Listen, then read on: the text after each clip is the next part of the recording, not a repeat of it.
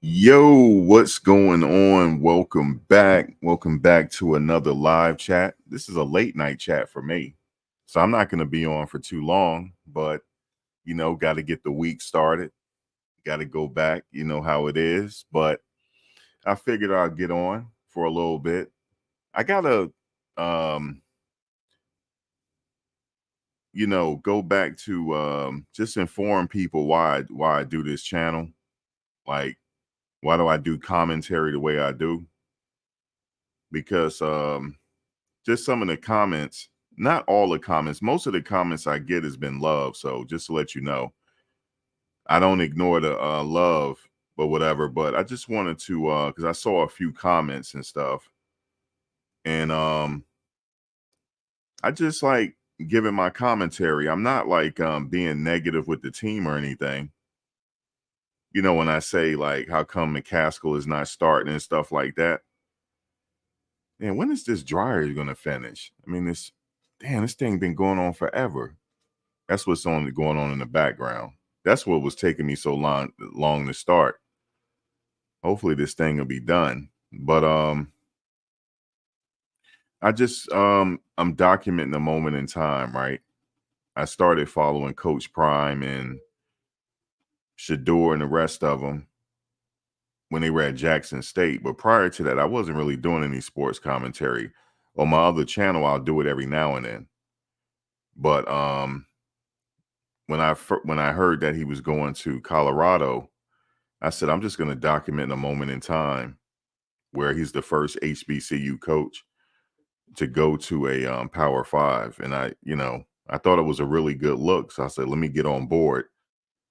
Some people might call me a bandwagon fan of Colorado. And I'm be honest with you, they weren't on my radar last year. They just wasn't. They were not on my radar at all. I knew about the university back in the 90s, back when Cordell Stewart and them was playing. I remember them, but I wasn't a fan. I'm a Florida State fan, right? I'm not really okay. It finally stopped. But prior to him going to Jackson State, I wasn't really following football like that. I was a casual watcher of college football, but I've been watching football all my life. I played, but not at this level though. Played in high school, if that counts. I don't know. Do high school count? Do high school count? I don't know, but I don't have any experience at the college level or Power Five. Other commentators do. But so you call me a bandwagon fan? That's fine. You call me a bandwagon fan, but I'm following them over there, and I'm just giving my honest commentary. Now, it's not going to be commentary where no matter what they do, it's just good, good, good. But I point out some stuff, right? Like, oh, he's getting sacked a lot. But a lot of quarterbacks get sacked. For me, that's not a huge deal. It's just they're getting better. So eventually they will get that locked to where he won't get his sacked as much. So I say stuff like that, or I wonder why McCaskill not starting. It's not that I'm trying to undermine what they're doing. It's just I'm just giving my commentary. That's all. Some people might say, "Oh, you're being negative. You're armchair coach." That's what somebody said to me. No, I'm not an armchair coach. I've never been a coach before. Um, that's all. I was just asking. That's the only knock that I have. Like, I want to see the other running backs, but as far as how the team is playing, I like how they're playing. For me, a win is a win. I don't care how you get it. Now Coach Prime, he said he's not satisfied with it and with the win. And also, I just saw a Well Off Media video saying that. Let me see, where is it?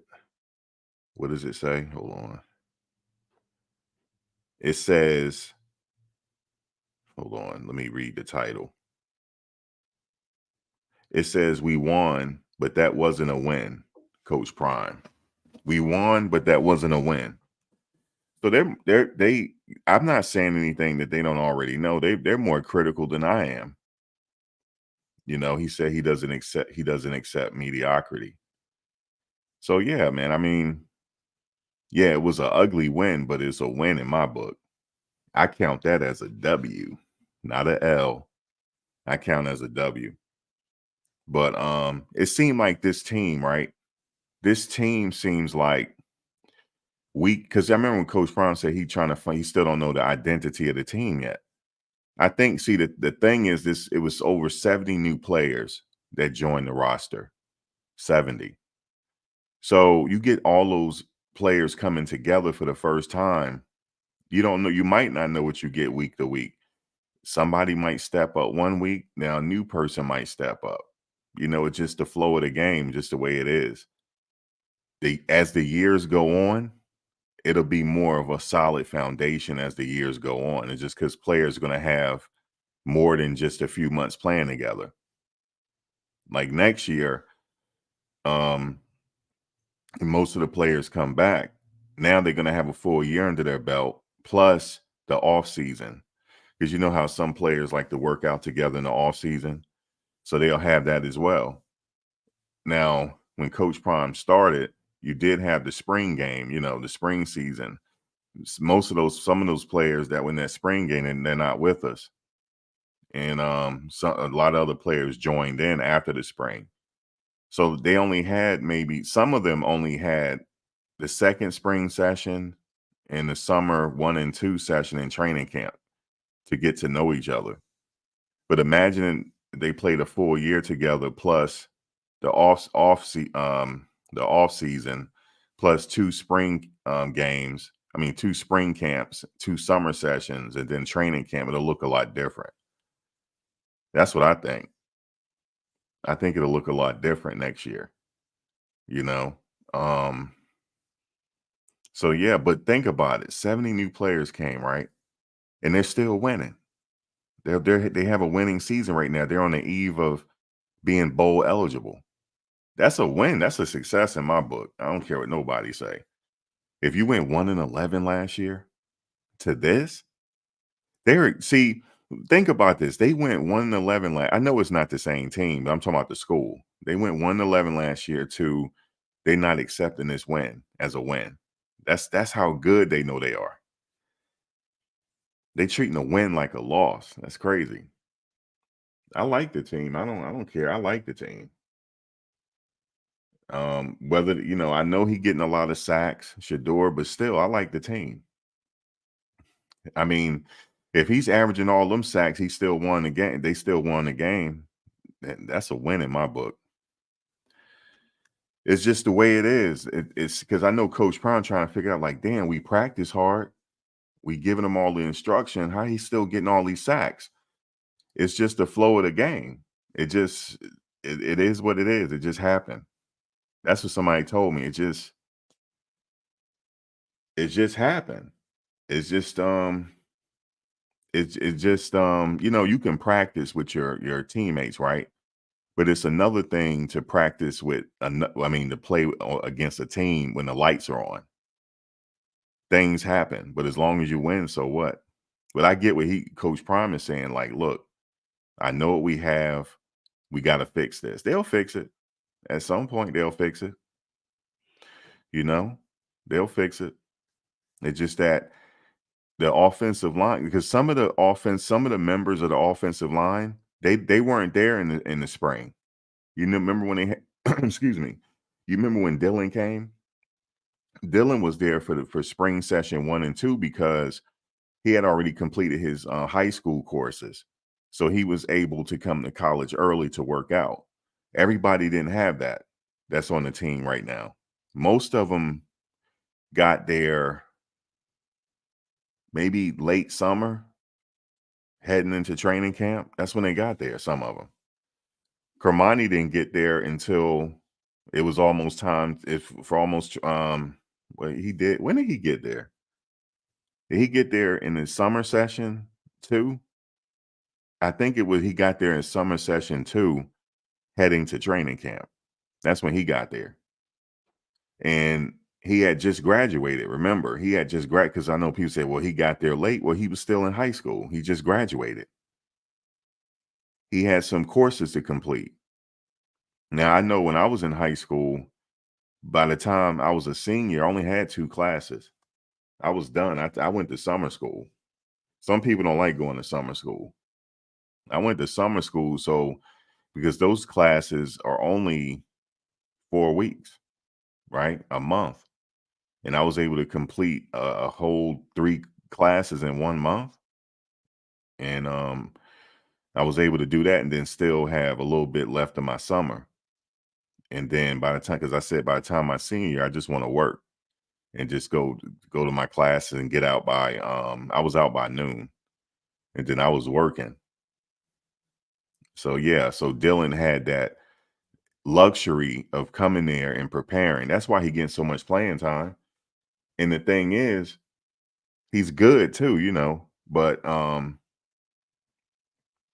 I know somebody was saying like Kermani, he got taken out. I like to see him play the whole game, but there was a reason why I guess they took him out.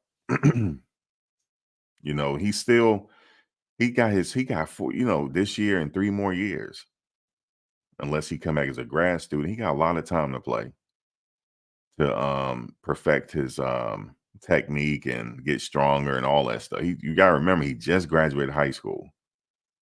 So I gotta keep remembering that too. He just graduated high school. And that's a lot of 5 stars is not playing around the country. It's just the way it is. Alabama has a ton of them. They got one that's starting though as a freshman. They got 2 freshmen starting. One on the offensive line, Caden Proctor, and the other guy that's in the secondary.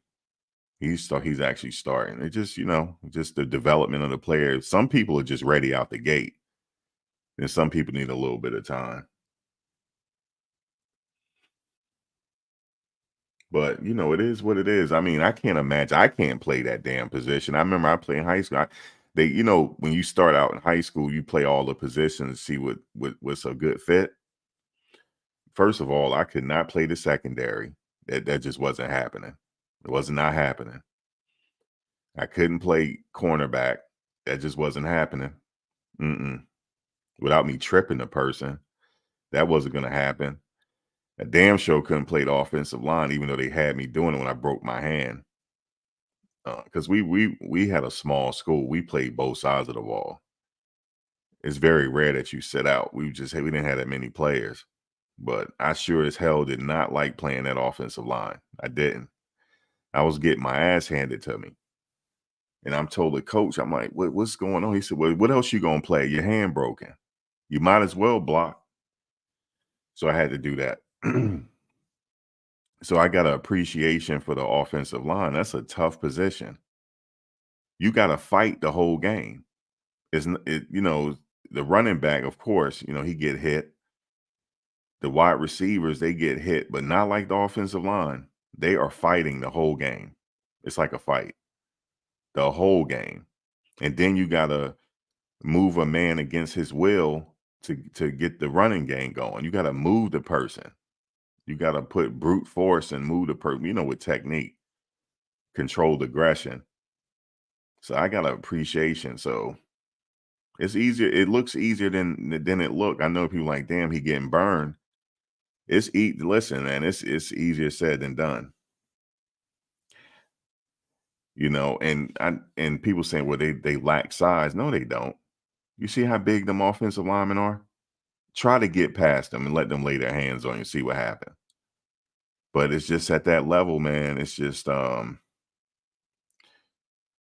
it's just it's rare to find big guys that big. Most of them, they're not transferring. They're already, starting at other schools. You say Coach Prime ain't going to the Cowboys. He ain't going to the NFL, period. You related to him? I'll wait for your question. You his cousin or uncle or what's going on?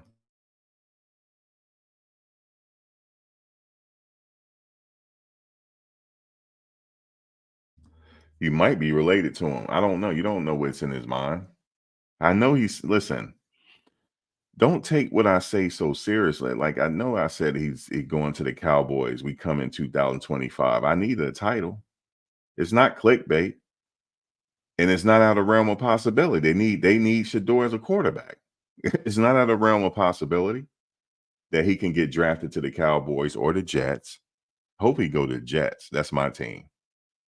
I don't like the Cowboys, but Coach Prime played with the Cowboys. You don't think Jerry Jones will take both of them? You crazy. Yes, he will.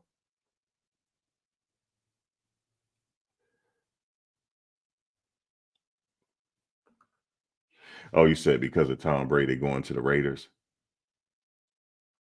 Yeah, that's all I was saying. I just put it out there. I'm not saying that they're going to the Cowboys, but trust me, if they had an opportunity to get Shedeur after his senior season, yes, they're going to take him.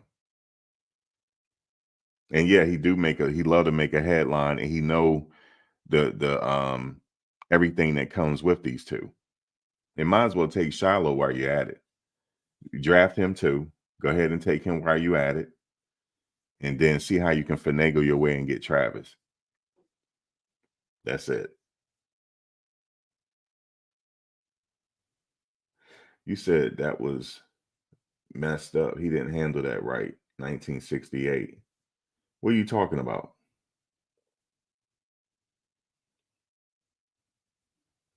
Well, Travis, he ain't gonna be able to get Travis. Travis is gonna get drafted high, but he could trade for him.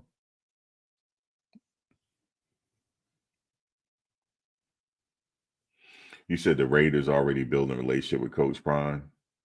Plus they got you said plus they got Tom Brady. I didn't hear what hold on, what's up with Tom Brady? Let me look. Let me look real quick. Plus they got Tom Brady. Um,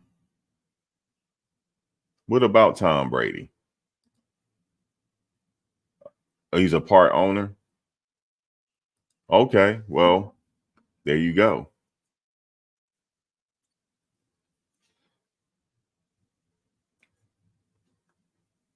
He's already showing Shedeur some thing or two when they work out together. So why not?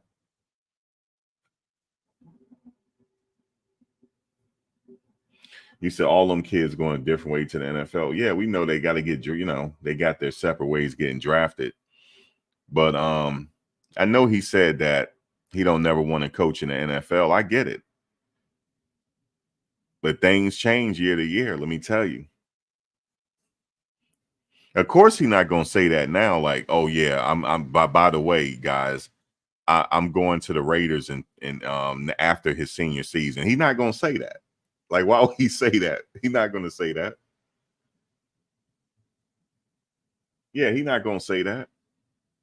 Listen, guys, enjoy it now because you imagine the fans will be carrying him at that point. So no, I'm not saying he going. Well, like I said, right now he ain't going nowhere because they're in the middle of this season. He's not going nowhere. He's not going anywhere. Or he might stay. Like, okay, Shedeur gone. Like, go ahead and enjoy himself in NFL. I'm good here. That could happen too. Because they're gonna money ain't no issue to him, but they're gonna throw a lot of money at him, even though it's not an issue to him. He's been making money since he was in college, since he got drafted to the Yankees. So that's not an issue to him, you know. But yeah, man, I like where the team is headed. They won this victory, and now we off to Stanford. Okay. Now, from my understanding, Emmett Smith's son played there, right? Emmett Smith's son. I got to start looking at Stanford and see what the possibilities are there. I know his son is there, right? Or correct me if I'm wrong. I think Emmett Smith's son is there, right? And he's a running back. And I believe he's starting, right? So I got to go look at that to see what's the possibilities, because they're gonna bring their A game. They are, because they know the lights are gonna be on. It's gonna be on ESPN, and they're gonna bring their A game. And to note, this game is Friday, so Colorado don't have a lot of time to prepare. They don't get that extra day. That extra day means a lot. So the game is Friday. So the game is Friday, and then they off to the bye week, right? I think that's what it is. They after this game is a bye week, and then we should expect to see Travis back. Maybe we'll see. Okay, yeah, Emmitt Smith's son he's starting at running back for Stanford. Okay, I know I saw some highlights from him.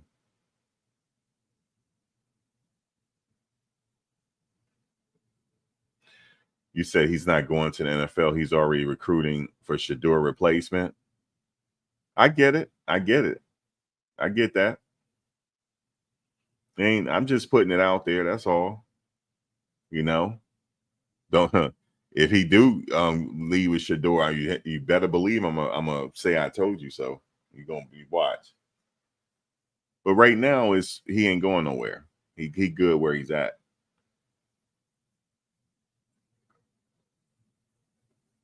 He's good where he's at. But he can coach in the NFL. He can. If he wanted to, he can. I know he said the millionaires they don't want to listen, yet they will listen to him. They would. He has respect. You know what I'm saying? So you see Gronkowski, everybody think highly of him. So they already know what it is. Now, I want to get to this, right? After the game, Shedeur, because I went on Twitter, they are carrying him on Twitter. Let me tell you. After the game, he went to the student section and flashed a watch, right?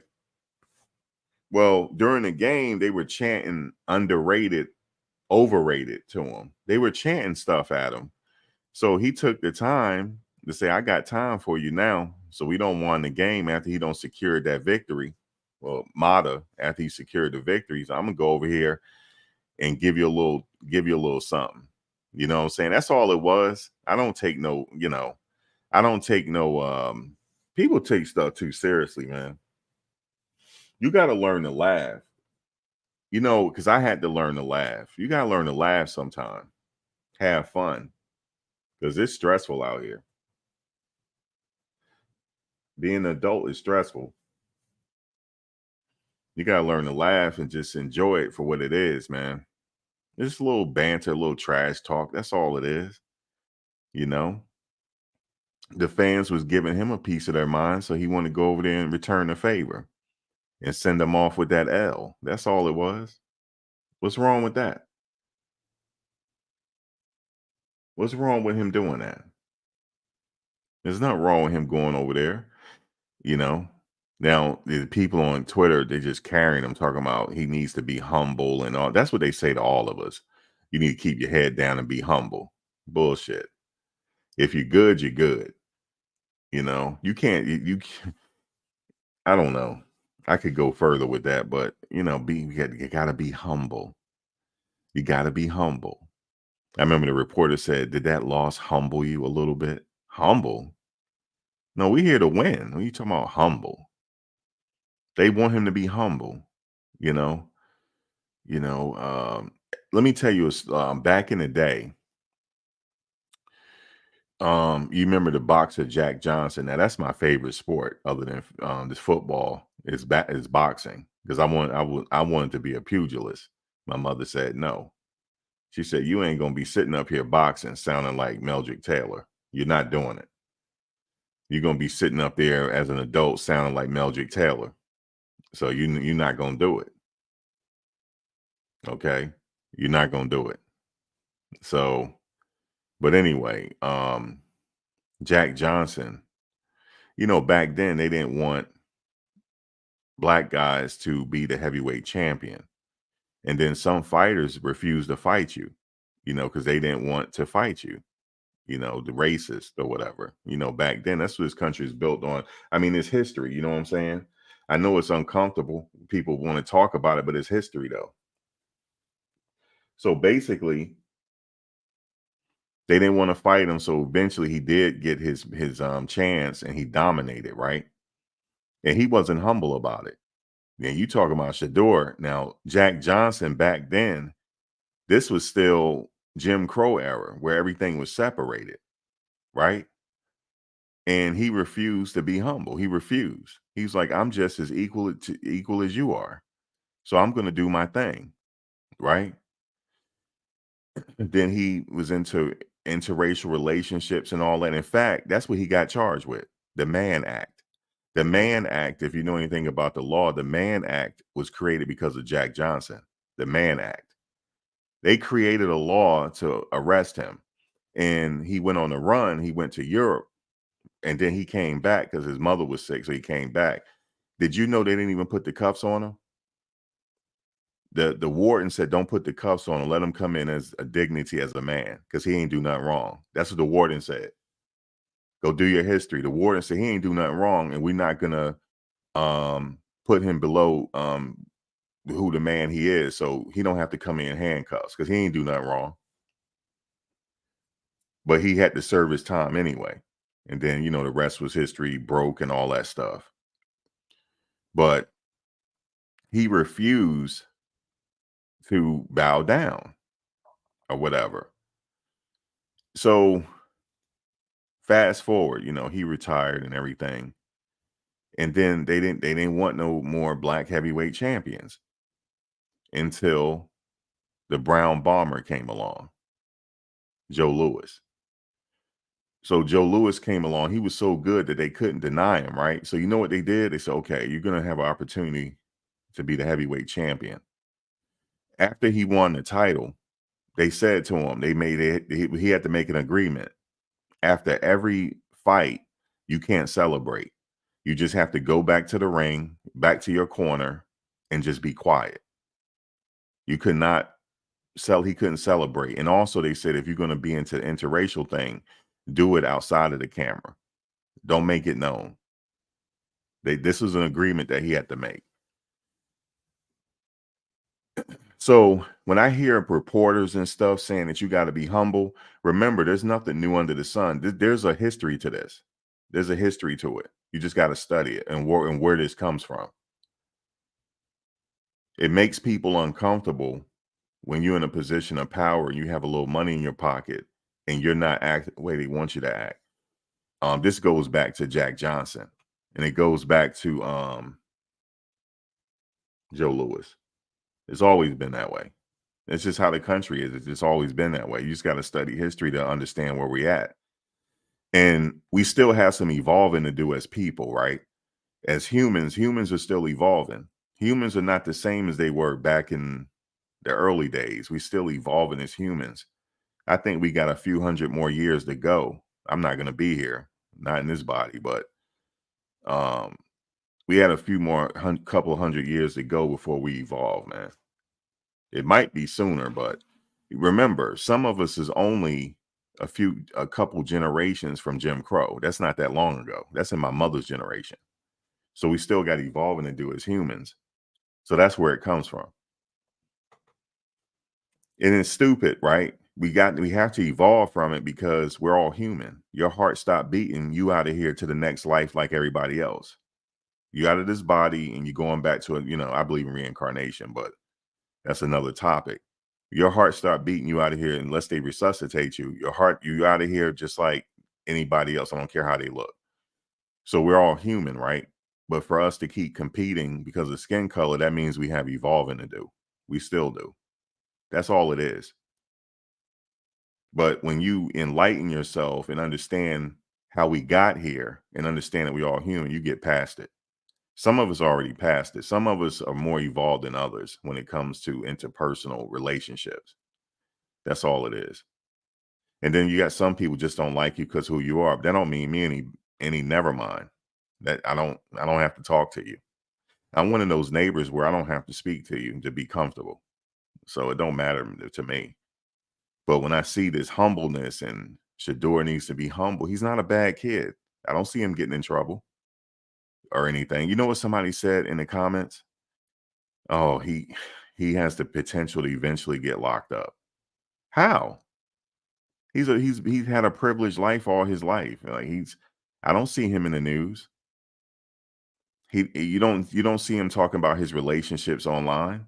Everything is offline. You don't hear anything about him.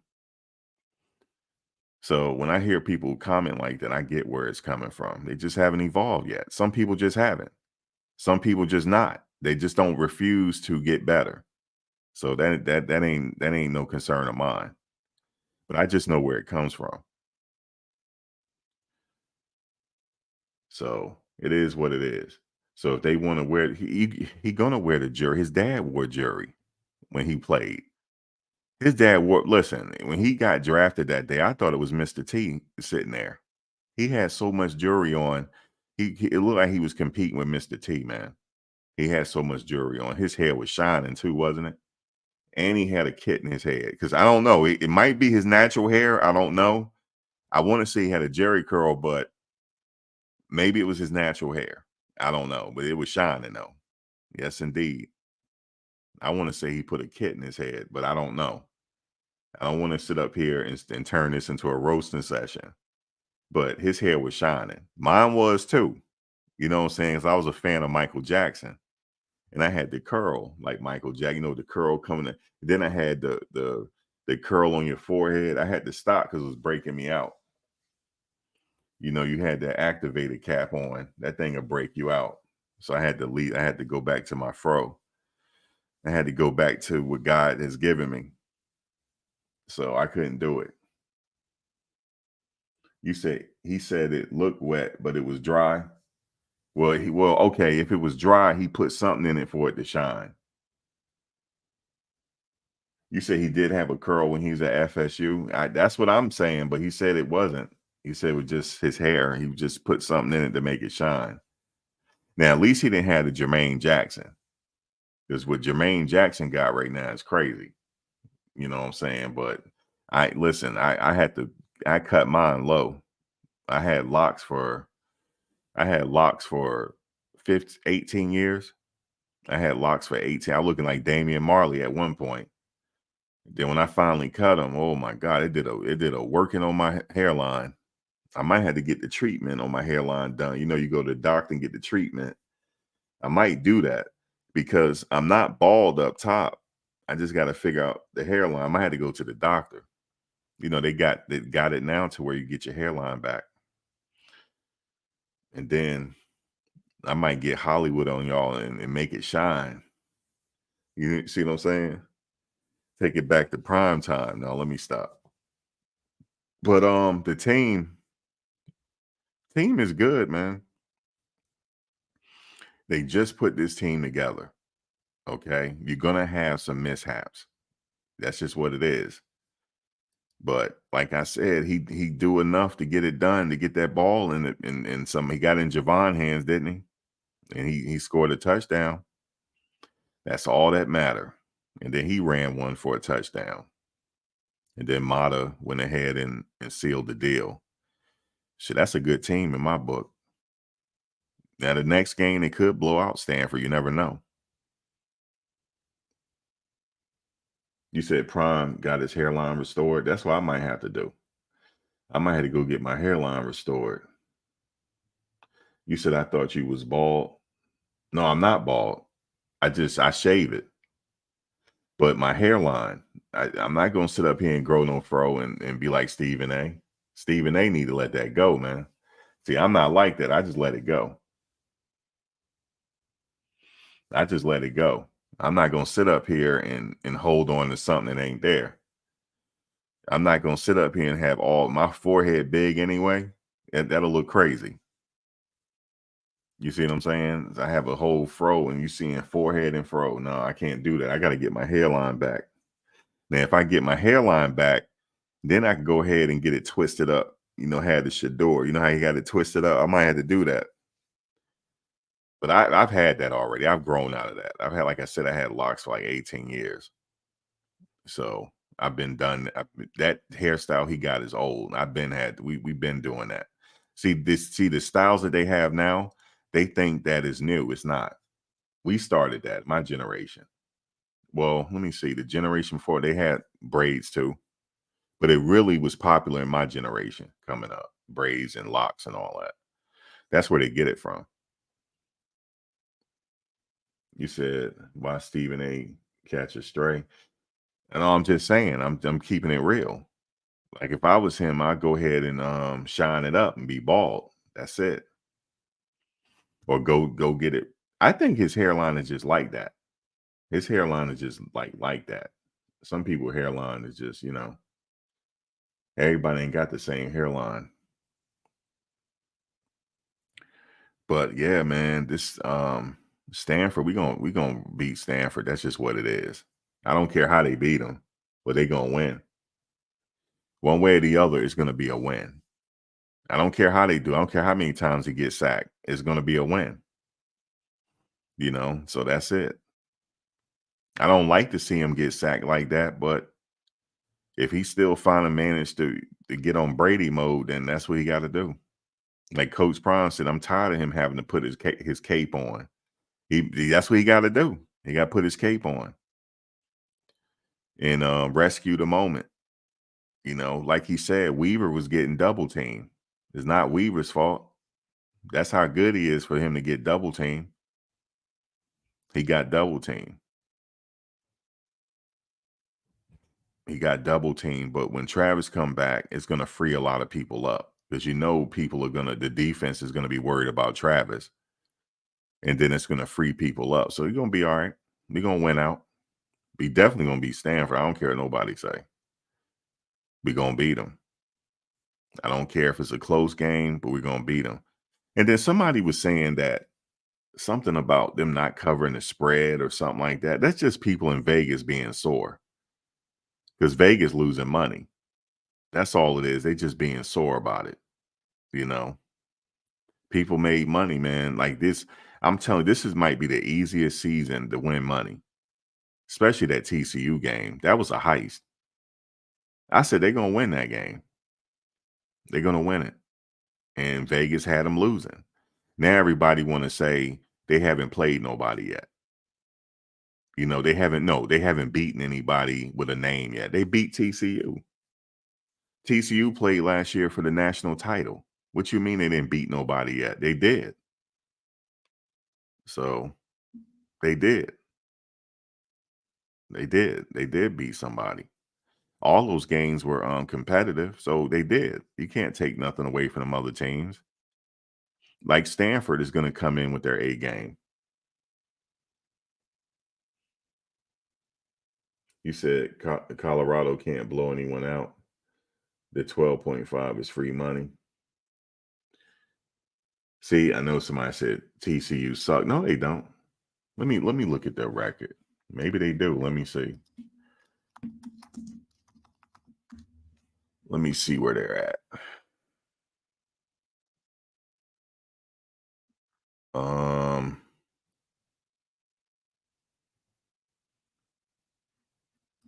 Let me see where they're at. Oh, damn. Okay, so they overall right now they 3-3. Okay. They 3-3. And in conference play, they 1-2. All right. All right. I didn't know that. Well, they like I said, they played for the national title. Okay, so they lost. They beat they beat Nicholas State. I know y'all gonna be like, who the hell is Nicholas State? They beat Houston and they beat SMU. They lost to West Virginia. They took a loss to Iowa State. Yeah, that's why people are saying that. They ain't nobody. Well, I know they weren't the team they were last year. All right, I know that. But still, it was still a good competitive game, and I give them Colorado the credit.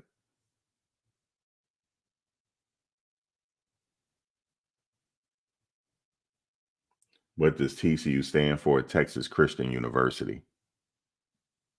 Texas Christian University. You said Shedeur Sanders is a A+ quarterback. What grade would you give him as a teammate? What grade would I give him as a teammate or as a player? I give him an A+ as a teammate. He don't be complaining that much. All them sacks he taking, he don't complain that much. He take the blame for it. He get an A+. He get an A+ as a teammate. If he was my teammate, I'd give him all A's. A+. Because he's a leader. He taking that situation as being a leader. It falls on me. It's my fault. So yeah, I give him an A+. Now, as a player, I give him an A+. Again, he get A's all across the board. Okay. It's like Coach Prime said, he got to put his cape on sometime. It seemed like every game he got to put his cape on, so give him A+. This media, I'm gonna say it again. This media always gonna have something to say, and they're attacking us too. They're attacking us too. Let me tell y'all something. I've been doing YouTube for a very long time, and I just started another channel. I started a whole nother one, right? It's certain people, I'm gonna tell the vloggers this for everybody that's vlogging on this, don't let these people in the comments turn us against each other. Don't do that. Ignore them comments, man. When they put it out there, oh, well, these vloggers are doing this and doing that. No, don't do that. Don't do that because it's people that be placing these comments to be trying to draw division. Don't listen to it. Just ignore it. Because I ignore it. I ignore people. They say whatever they want. But you watch though. So you can keep watching and hating. But I'm not gonna sit up here and acknowledge it. I don't even read it actually. Them hate comments get filtered out. I don't even read them because I ain't got time. So it's just that some people in the media, they doing all they can to mess with these players. Just like they said, Shedeur is purposely taking sacks. That wasn't no coach that said that. That was a writers. They coming up with ways to get in his head. That's what that is. Ain't no bona fide coach that know better said that. Because as you can tell, when he getting sacked, he don't even have time sometimes to get out of the pocket.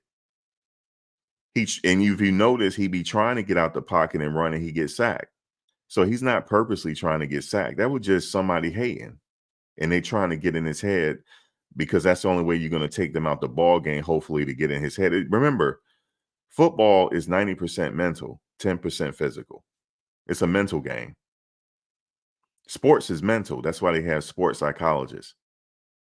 It's mental. As long as they believe in themselves, there ain't nothing else that matter. So that's what it is. As long as they believe, then so be it. I don't care what Vegas, they don't know what they're talking about. I don't care about the point spread. Who cares? Everybody gonna have their opinion on it, so it's okay. Their opinion, everybody got an opinion, so it's okay, right? But it's all about them players in the locker room. As long as they cool, then that's all that matter. You know. But yeah, they'll get it together as far as protect them eventually. As long as they winning, it's a plus. That's it. But they say, but the video is titled "They won," but they don't consider it a victory. That's just them because they got higher goals for themselves. You know, they don't want him keep getting sacked. They know they better than that. So I feel that. But yeah, man, I like it. I like what's going on.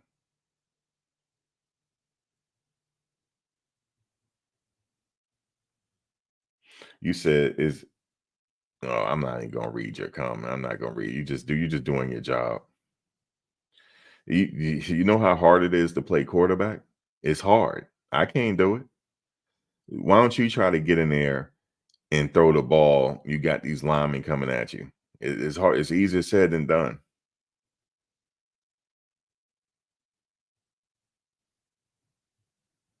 You said notice he runs in the fourth. He knows when to get on his bike. Yeah, he got to do what he got to do. You said the way they watch him get sacked is the problem. Like I said, they'll get it together. Who is this calling me?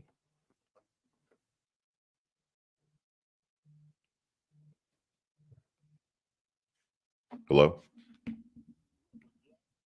Oh yeah, yeah. I'm gonna send you I'll send you the link.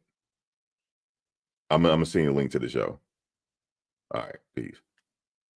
Oh, that's my boy. He hit me up. He said, "Yo, where the link at?" Um, he want to come on and talk trash about these Cowboys. He a 49ers fan. And that's when I had got the idea that Dion and Shedeur, they don't worry. I said they're gonna be in Dallas in 2025 with the first pick in the 2025 draft. Hold up. Oh, let me get together. With the first pick in the 2025 draft, the Dallas Cowboys select out of the University of Colorado at Boulder quarterback Shedeur Sanders. Yay, yay, yay. The Cowboys going crazy. Oh, guys, there's been breaking news. Okay, Shedeur, he's being, he's being interviewed and all that right now. It's been breaking news. Guys, we're gonna come back with the second pick, but okay, hold on. With the second pick in the 2025 draft, the New York Jets select out of the University of Colorado athlete Travis Hunter. Okay, so then Travis going up, right? Okay, now we got breaking news. We got breaking news. Okay, okay, Rick, what's the breaking news? Okay, we're getting we see Dion at the table. Okay, he had just left the table. Okay, he's with Jerry Jones now. Okay. Okay, we got breaking news. We have just confirmed, guys. This is breaking news. We just confirmed that there's going to be a new coach at the Dallas Cowboys. Okay, and it's unconfirmed right now, but they're saying it's Deion Sanders. Okay, it's saying it's Deion Sanders. So we okay. We got confirmation. It's Deion Sanders. There you go. There you go. And yet you saying hell no, boy, because I said Travis to the Jets. Okay, well that's what's gonna happen. Okay, that's what's gonna happen. Oh, we got other breaking news too. What's the other breaking news? We just got confirmed. Shiloh Sanders. Okay, what's going on with Shiloh? Okay, okay, Rick. Can I say it to the media? Yeah, go ahead. Okay, we're in the room now. They're saying that the Shiloh is also going to the Dallas Cowboys, and they're trying to make a trade right now for the New York Jets to get Travis Hunter. So stay tuned. We got a lot going on tonight in New York City. There you go. So y'all heard it there. I went into the future and I time traveled real quick and told y'all. Oh, what's happening in Colorado? Who's going to be the coach there? Um, we don't know yet, but it'll probably be the offensive coordinator. It'll probably be the offensive coordinator, it's the new head coach. And there you go. You need a beer? Yeah, man, get a beer. But that's just what's happening. Oh, so let me give him the link. Let me give him the link. Um, but that's what's happening, man. I'm just telling y'all what's gonna go down. Oh man, shout out to Bishop Thomas, man. Yo, they got two athletes on that squad that got the title athlete. Bro, this man is 300 pounds and he is on kickoff return tackling people. Do you hear what I'm telling you? He got down, go look at it again. He got down the field in record time. He looked like a damn sprinter. Getting down the field and making a tackle. Look, the ref called a flag on him because they thought it was targeting because he hit him so hard, but he got low. No, it wasn't targeting. And then they said they made a mistake. It wasn't targeting. That was dude, 300 pounds. He is legitimate 300 pounds in that fast. But let me put y'all up on something else. Tyler Brown is sitting out right now. We call him Rock. Now he's an offensive lineman. Coach Prime did a little contest right before training camp. He had Bishop Thomas and Tyler Brown race each other. Tyler Brown beat him. Tyler Brown beat him. So if Bishop Thomas is running down the field like that, what you think Rock can do as an offensive lineman? That's crazy. To be that fast as an offensive lineman?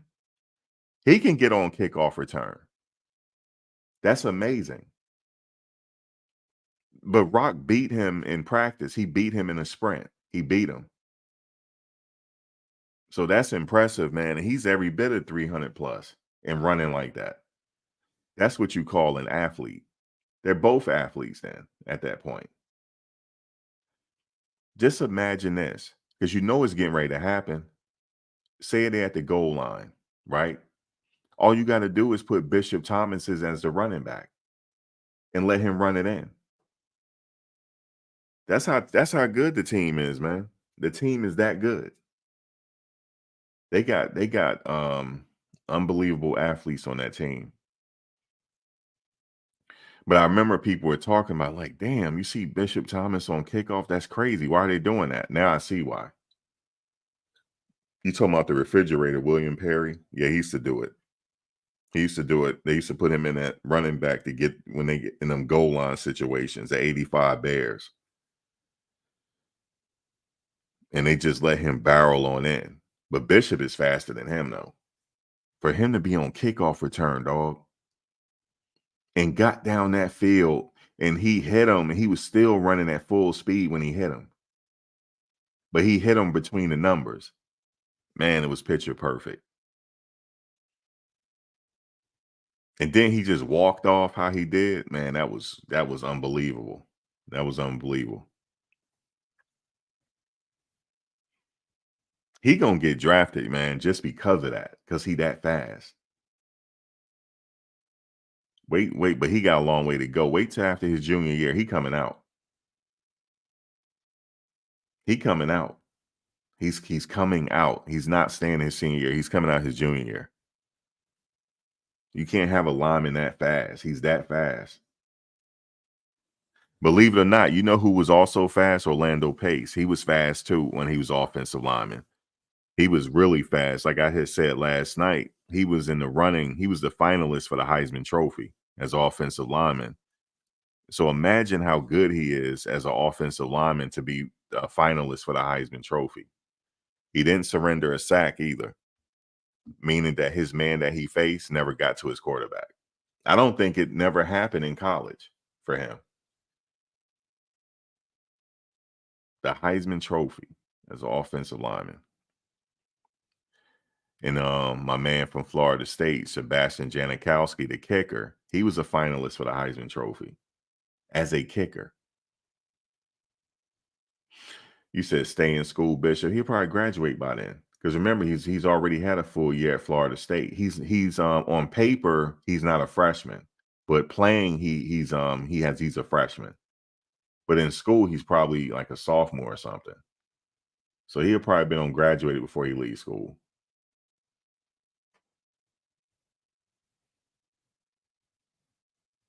Yeah, I know players like Orlando Pace don't come around too often.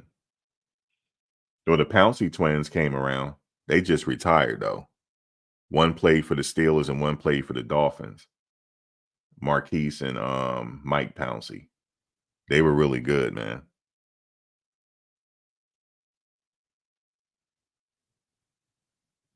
You said, wait, yeah, he's like a little Warren Sapp. Imagine Warren Sapp get a hold. He's already there talking to him, I'm sure, giving him pointers. But I like what the defense did this game.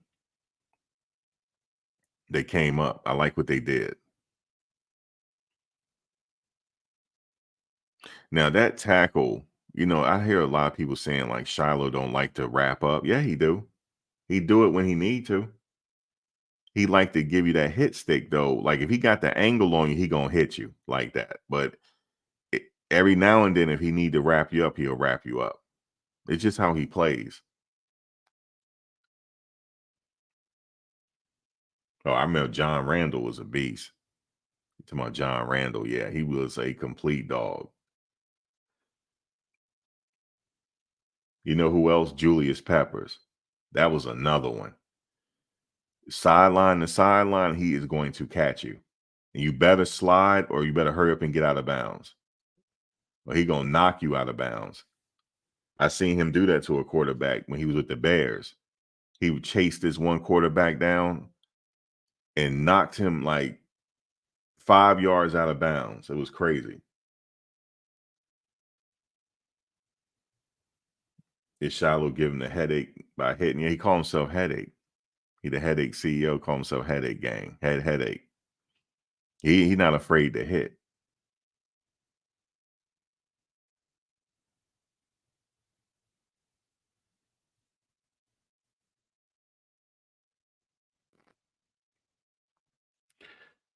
I say that, like, I don't you never know what somebody gonna do. I would assume Travis will leave at this junior year, but who knows? He probably don't graduated by then too. Most of these players graduate early.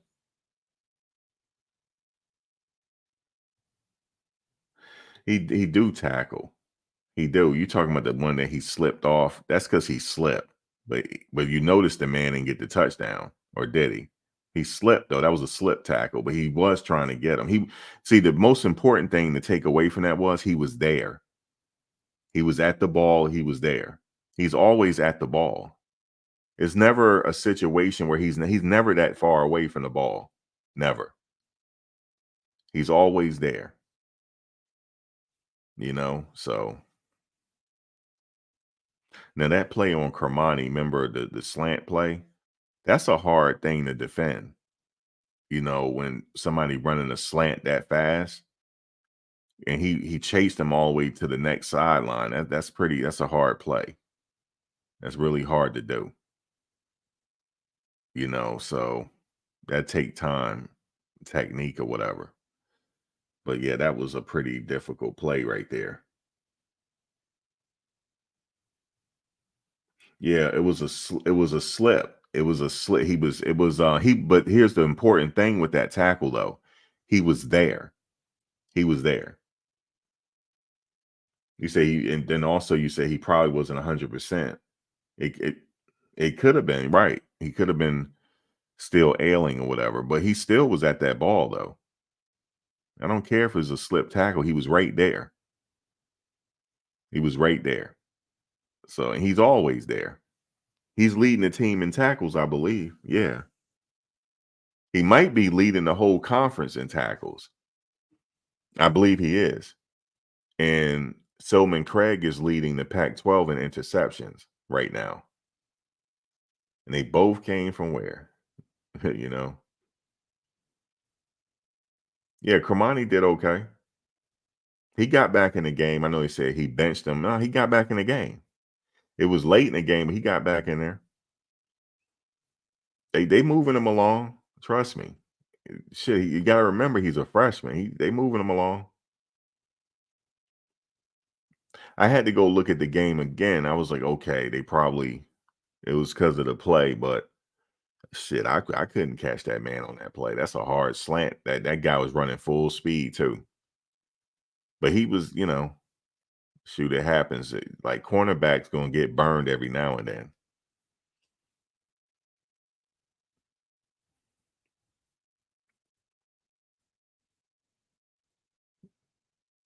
Now, every now and then, you're gonna catch a touchdown on a cornerback. Don't care how great he is.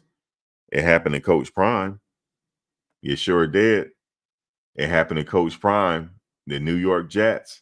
I hope he remembered Keyshawn Johnson. Yes, it did. Yeah, Keyshawn caught one on him. He sure did. He sure did. But that's my whole point. Hey, Born, I'm gonna text it to you.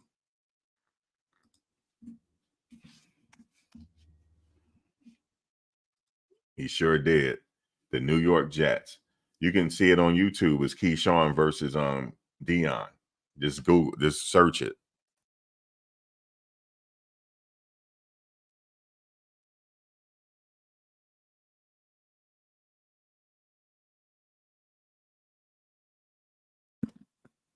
But the Cowboys still won the game though. And Dion, he did good in that game. He wasn't on Keyshawn Johnson the whole game. He was not. Even though they have it Dion versus Keyshawn Johnson, he wasn't on Keyshawn Johnson the whole game. He was on somebody else. He Keyshawn wasn't his full assignment. Every now and then they'll switch off. And it just so happened when Keyshawn caught that touchdown, it wasn't Coach Prime's assignment. He came over and helped out, and Keyshawn still caught the pass. So it happens.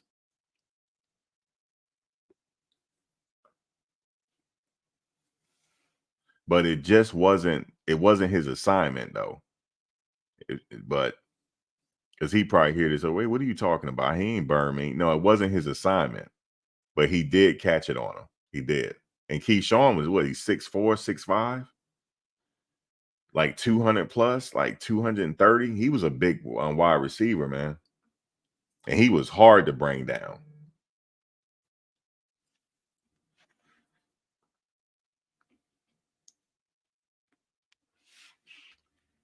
All right, let me drop the link. There you go, Born. The link is right there.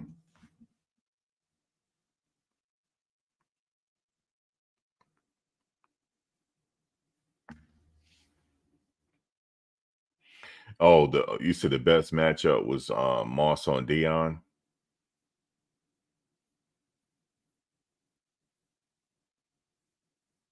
Sir Ken, you said he was playing against the Jets.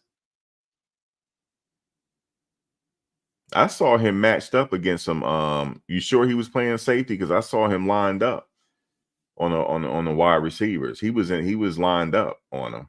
He may have played safety a little bit, but he was lined up. So he did play safety in that game. It's been so long.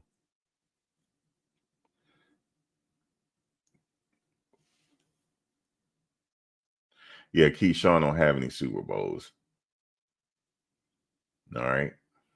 He don't have no Super Bowls. So Randy Moss don't either.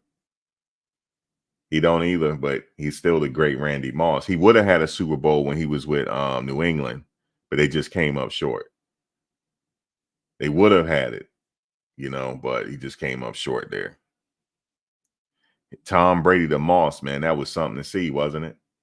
All he did was just run straight and beat his man, and then Brady just threw it to him. That was the play. That was the play right there. What's up, Born? What's good, bro? BTV Sports Media in the building.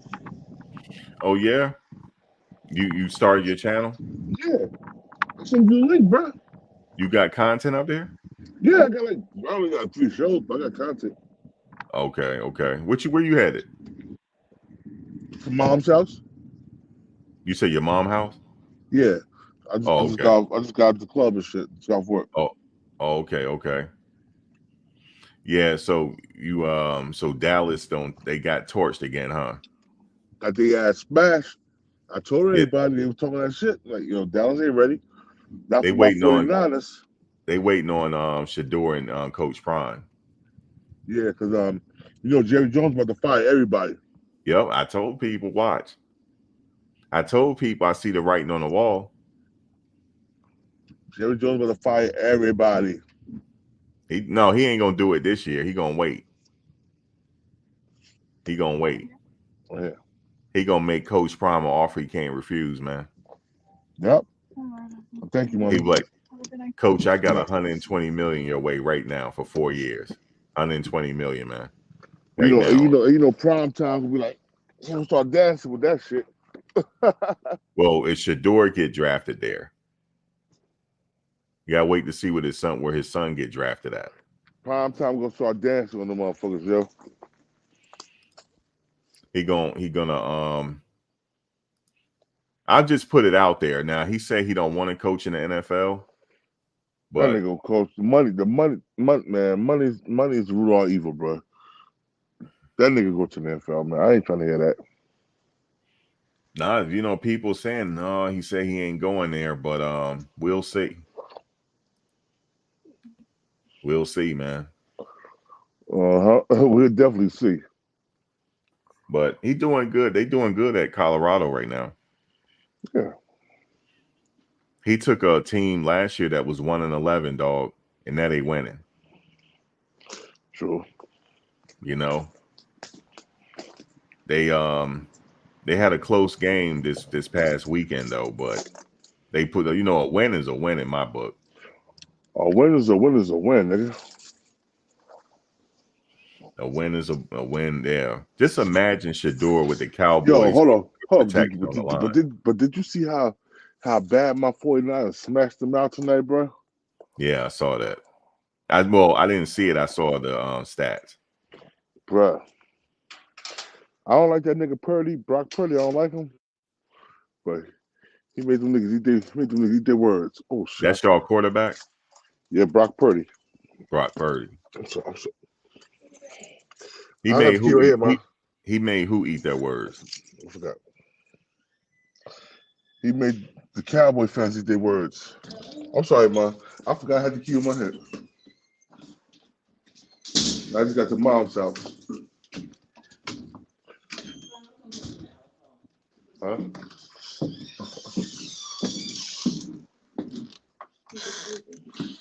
I'm talking to Nate. Bodie, see, you said I'm dumb and I'm a hater, and he ain't going nowhere.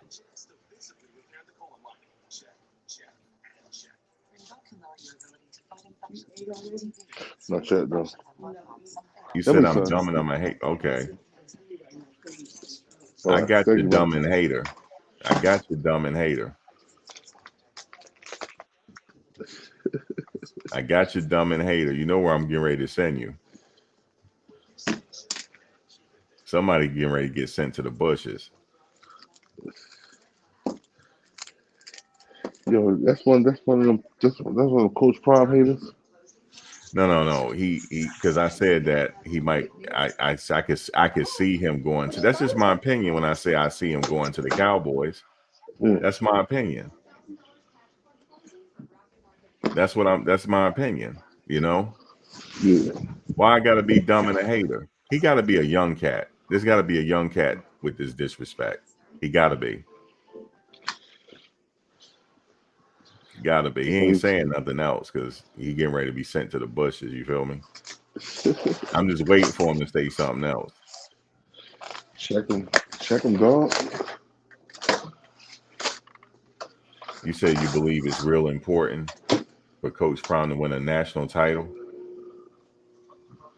and that will open up for more opportunities for minorities and first of all, ain't no such thing as no minority. We're not minorities. That's the We're the first thing. majority. I got to We're the educate you. majority. Around the world, we're the majority. So it ain't no such thing as minorities. I just had to educate you real quick.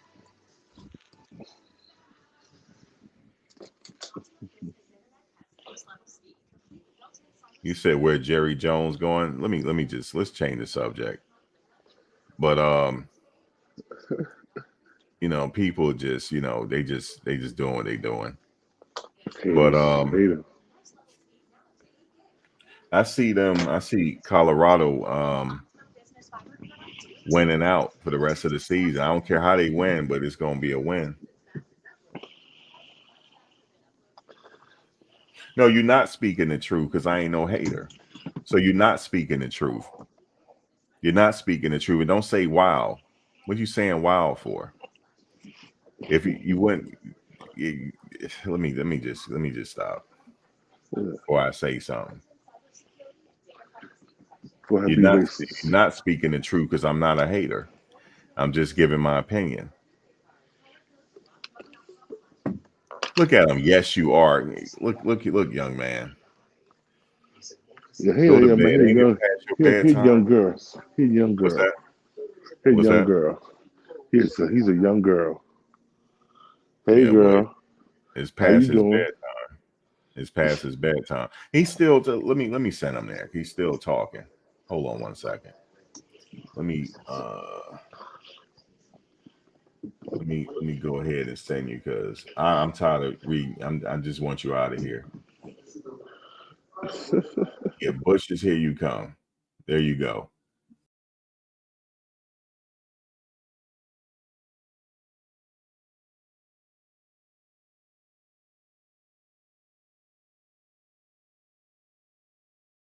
Damn, almost sent myself to the bushes messing with him.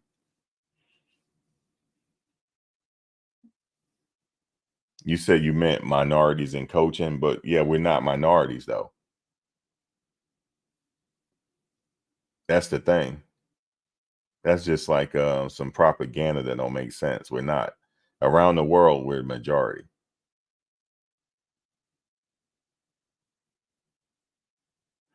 But I get what you're saying though. You're talking about more of us coaching. I get it.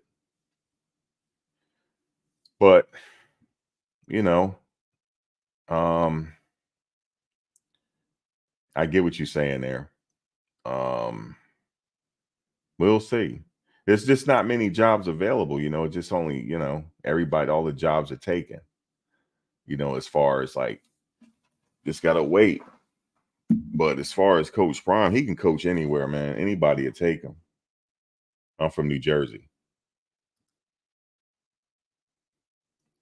I am from New Jersey. And yeah, I'm from New Jersey, man.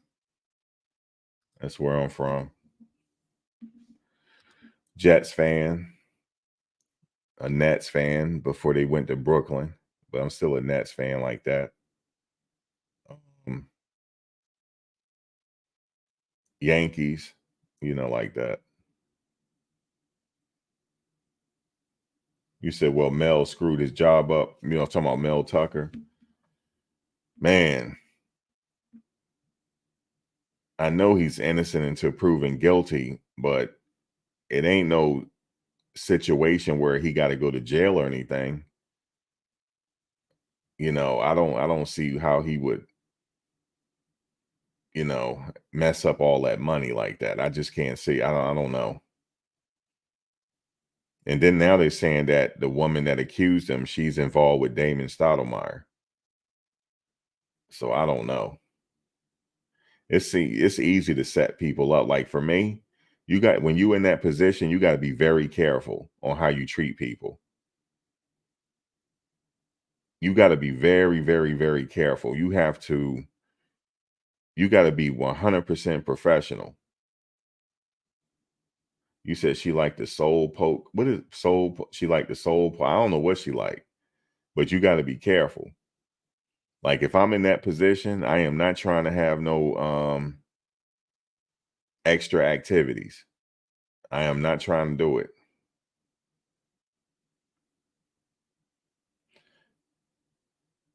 You said good night all. I got a job in the morning. I'm glad you do. Good night. Have a good night.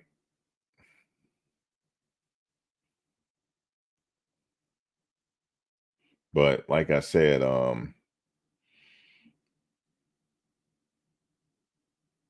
he said she liked the soul pole, man. You know what that is. But like I said, I don't know what happened there. I just like if I'm in that position as a head coach, I'm not even trying to look at nobody the wrong way. That's just what it is. Nope, because it's really easy to set you up. And I'm not trying to do nothing on the phone. I'm not trying to have no fun on the phone. And I don't do that anyway. That's like high school stuff. I'm not trying to have no fun on the phone. If you're not in person, I don't want to do nothing on the phone. Nope, I don't talk dirty on the phone at all because I don't want nobody recording me. You know how people are, they record you. Oh, I got something on you. Nope. Now, if you my lady and stuff like that's different. You know what I'm saying? If we're in a relationship, that's different. I'm talking about just any old body. That's not happening. I'm not that. If it's my lady and we're apart, that's something different. But somebody like outside of that, because they can get something on me. Next thing you know, they in the institution talking about I'm doing stuff crazy and I'm about to lose my money. I'm not doing that.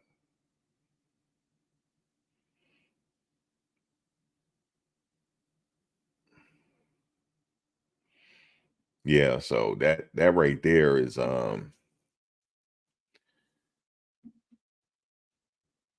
that right there, and just like the whole thing with what's his name, they got him for something back from 1972, man. That's when hip hop first started.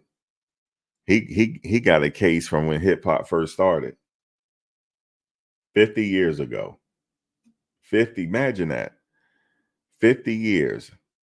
50 years. 1972, man. This world is a trip.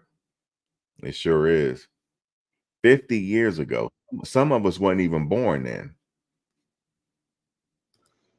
What's going on? My bad, bro. I was trying to get things situated. I just got in the house from work. What's that?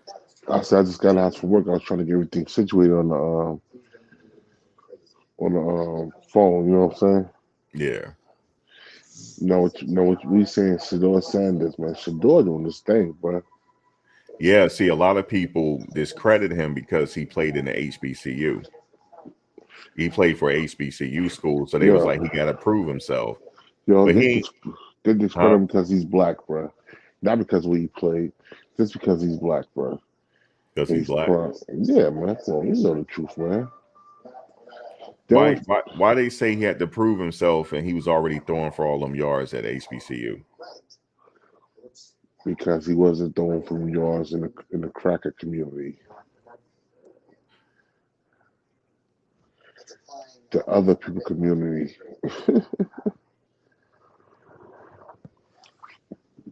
He doing his thing now. Oh, for sure. That's all that matter. Definitely, bro.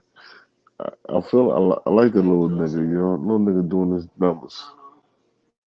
Yeah, man. He definitely doing his thing. Now, Slap Get Happy it? said, is like, who's racist? Slap Happy. His mama racist. Yeah, I'm gonna have to just ignore it. It just he might be talking about some other people being racist towards Shedeur, but see. Here's the thing about football. I want to say, in college football, when you look at the people that get drafted and where they always say the SEC is like what the best conference, right? So the NFL is looking at they looking at them first. They it's just the way it is. It's always been that way. Um, and the only thing is, it's just that like what separates the HBCU from the other schools? It's just that the resources. It's the money. These other colleges have a lot of money at their disposal. They have a huge endowment. So they have enough money to get the facilities and they got extra coaches. They got a coach for every position at these other schools. So these players get developed quicker.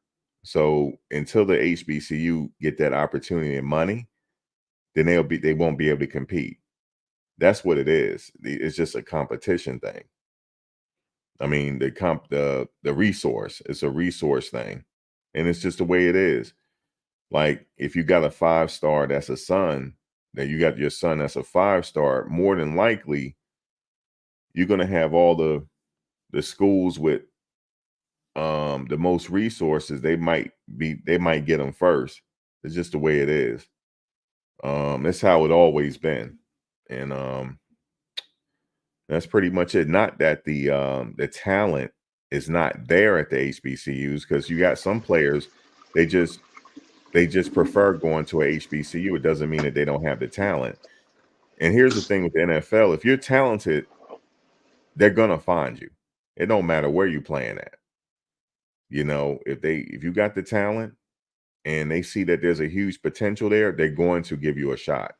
Shannon And then Sharp. Shannon Sharp. Shannon Sharp, right? And then also, let's Hold up. say, Terrell Owens. yeah, Terrell Owens, All these HBCU graduates, yo. right? And the thing is, if you let's say for example, you don't get drafted, right? But you get invited to a training camp and you blow it up. Now you're getting your opportunity. So you get your opportunity one way or the other. If you're good, you're gonna get it one way or the other.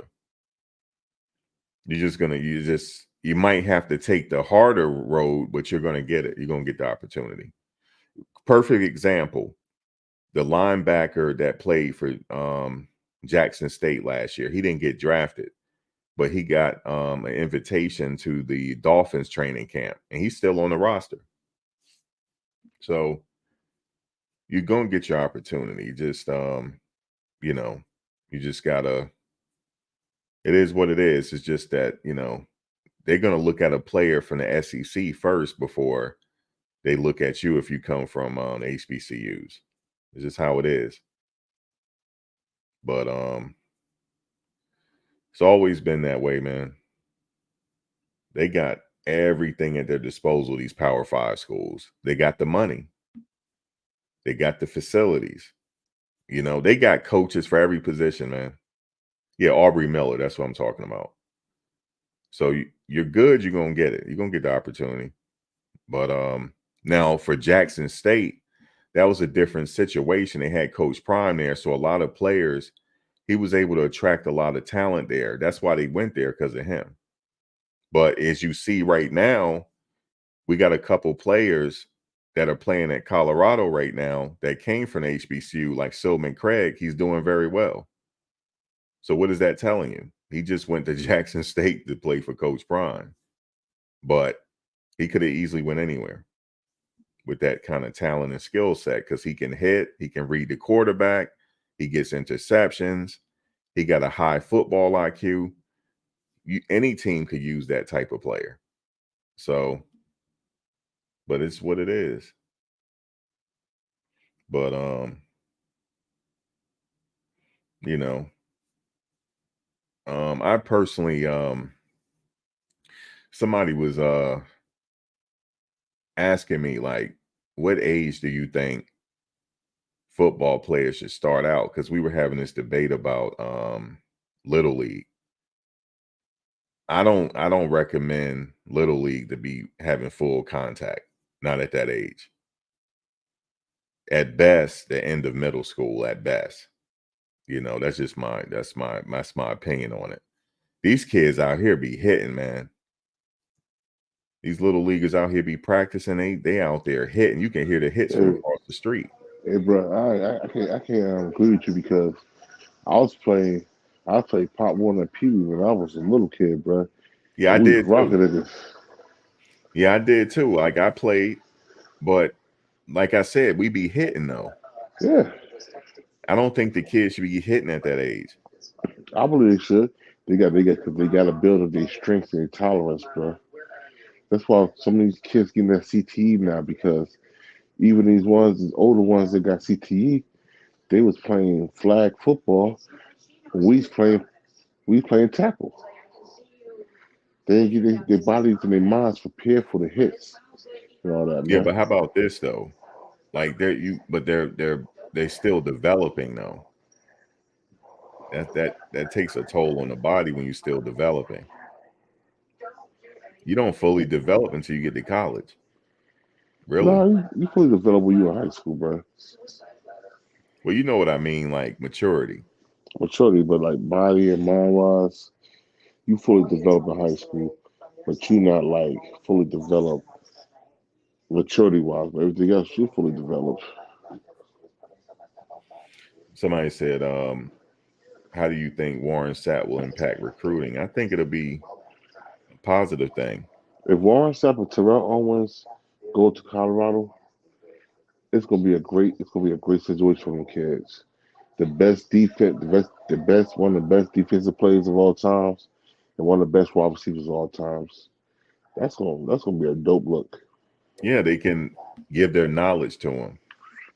Yeah, And they're up there now, just, like just up there helping Coach Prime out. But like, if they get on the team full time, yeah, yeah, man, that's a plus for recruiting. I yeah. think He he get got there, to. and then he get somebody like Michael Vick as the quarterback coach. Oh man, that should be dope. Michael Vick. Michael Vick, um, Randall Cunningham, Warren Moon as the quarterback coach. Come on, man. Oh man, that's like a dream team staff right there. Even if you get Cal Kaepernick as a quarterback coach, that's a good look, bro. What's let me see. Who is their quarterback coach? Um I think it's the offensive coordinator. Who's the quarterback's coach, y'all? For Colorado, Yeah.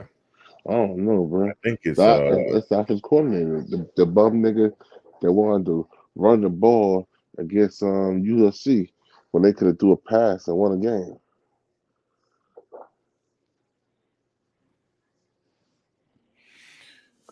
yeah. Yo, I first know of all, Kaepernick is your boy. He played for the 49ers. hell yeah, that 49 not as nation, nigga. We get it popping out He a here. 49ers fan. That's right. Ain't gonna never change. How long you been a 49ers fan? Man, since I was like first grade. Oh, damn, you've been a 49ers. Who got you with the 49ers? Your I dad? no, yeah, my dad. I used to go visit my father's aunt family while I was a kid. Okay, and they were 49ers fans. Yeah, they from California. Oh, your dad from California? No, his aunt them from Oh, they okay, from okay. Jersey, but they moved to California, and that's how I became a 49 fan with them. They lived in what is that shit called? Right outside of San Francisco. It's a town right outside of San Francisco. It's about wherever Golden State is, the Golden State Arena. That's where they Yeah. live. Speaking of the 49ers, you know Jerry Rice's son played for USC. Oh, oh, for Brendan real? Rice. Brendan Rice. Yeah, he doing good too. Played But his just like his older, father. his other son didn't really make impact like that. It's Brendan is though. That's the older one too, though, right? I'm not sure if that's his oldest son, but I don't think so. I think he got an older son. But He got older son. Older son didn't do like the Brenda Rice doing. he played just like his old man though. Brendan Rice for USC. Yeah. Yeah, man, you gotta take a look at him. He's a senior too, so I think he's going to the draft. So Okay. he should be able to get drafted. He that good, bro? Yeah, he good, man. And How you know, tall is he? here, huh? How tall is he? 6'3". Oh yeah, that's a nice size for a receiver. That's Yeah, not too small and not too tall. That's and just right. he's not frail either. He got size. Okay. He's not as big as Keyshawn Johnson, but he's close. But Keyshawn Johnson not that big either though.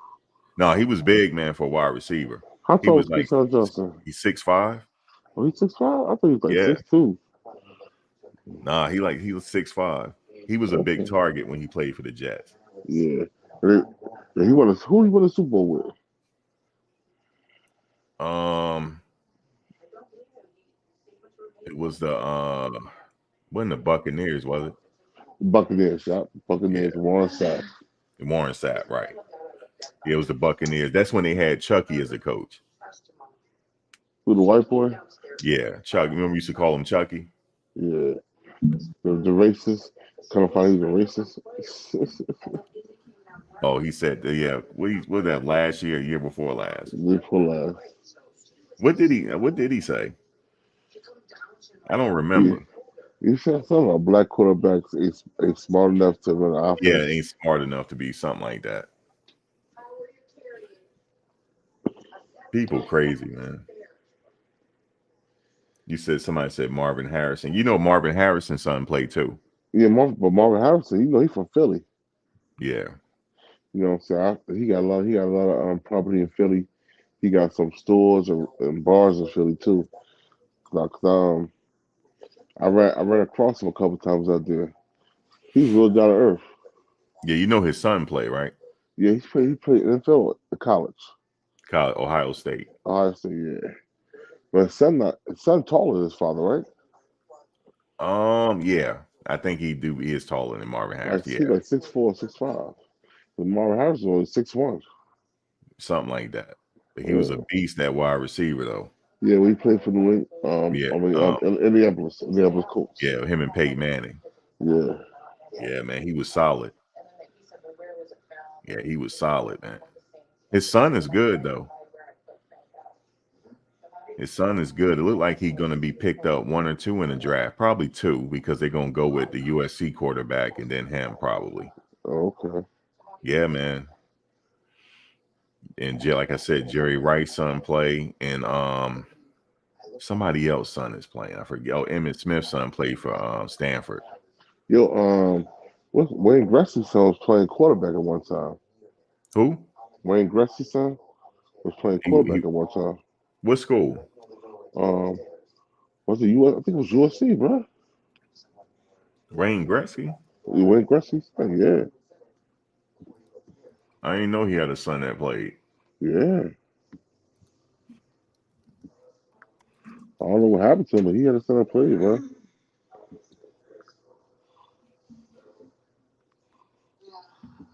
That's crazy how he would play football and not hockey. Yeah, that is crazy. Let me see. I know he Yeah. have I know he have okay, now I'm thinking of somebody else.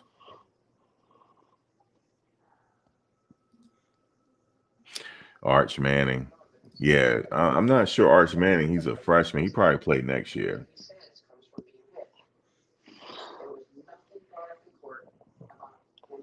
He'll probably get that. He'll probably grow into that position next year.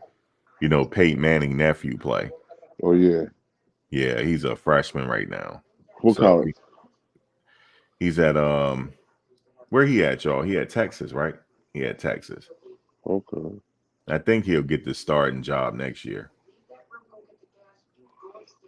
We He got play. to We work. play tight He got end. to work his way in, huh? We play tight end. No, quarterback. Or quarterback. Okay. Yeah, man, quarterback. Yeah, he was the highest rated quarterback coming out of high school, Okay. but he need time to develop. You know, college is a Yeah. different story. Yeah. But he got the tools, though. He got the potential to be great. Oh yeah, Ryan Clark's son played too. You know, remember Ryan Clark? No. His son play. So What yeah, man. position his son play? Is he on defense, Thomas? Yeah, I know. Some of the, I know. What's his name with the Ole Miss? Who? I'm talking about Peyton Manning's brother. Oh. Oh, Eli Manning. Oh, that was Ryan Clark's son that Shedeur ran over yesterday. I didn't know that. Thank you for Mm. telling me. I didn't know that. Shedeur tackled him yet. I mean, laid his shoulder pads into him. I didn't know that he's a cornerback. Okay. That's crazy. Yeah, it's a lot of pressure when you got a dad that played in the NFL and he was great and you trying to go behind him. But Shedeur is playing a totally different Yeah. position, playing quarterback. But the other son playing the same position his father played. He playing safety. Yeah. He pretty good too, man. Yeah. Yeah, he like to hit. Now, the difference between him and his dad is he likes to hit. Yeah. His dad didn't really have to hit. He used his speed and his technique and his read on the No. quarterback. You know, he was able to read the quarterback Yo, well, and he his was just dad. fundamentally sound. He Yo. didn't need to He, tackle that much. yo. Prime time didn't even know how to tackle. He didn't have to. Every time, he's always a threat to get an interception.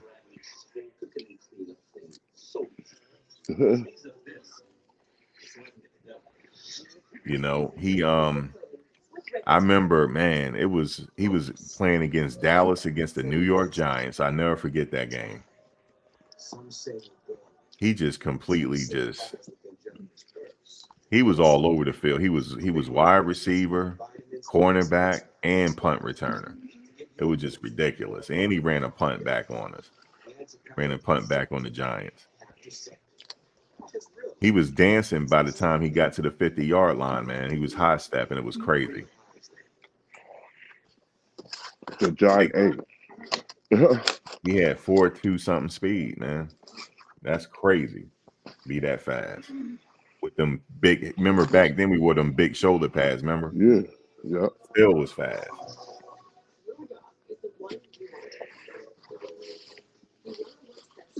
Back then we had those humongous shoulder pads. My high school team was horrible. Yes, he was. We were horrible, man. There wasn't no Elizabeth High School. What's that? It wasn't Elizabeth High School.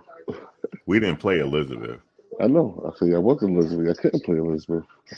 He's the truth. It's just we play jazz basketball. You can Yeah, access to the basketball. yeah. While Sean Palmer know what it is, I put that work with him and Eric. You mean Yaten? Eric Getting, that's my man. Yeah, rest in peace. Rest in peace to him. Yeah.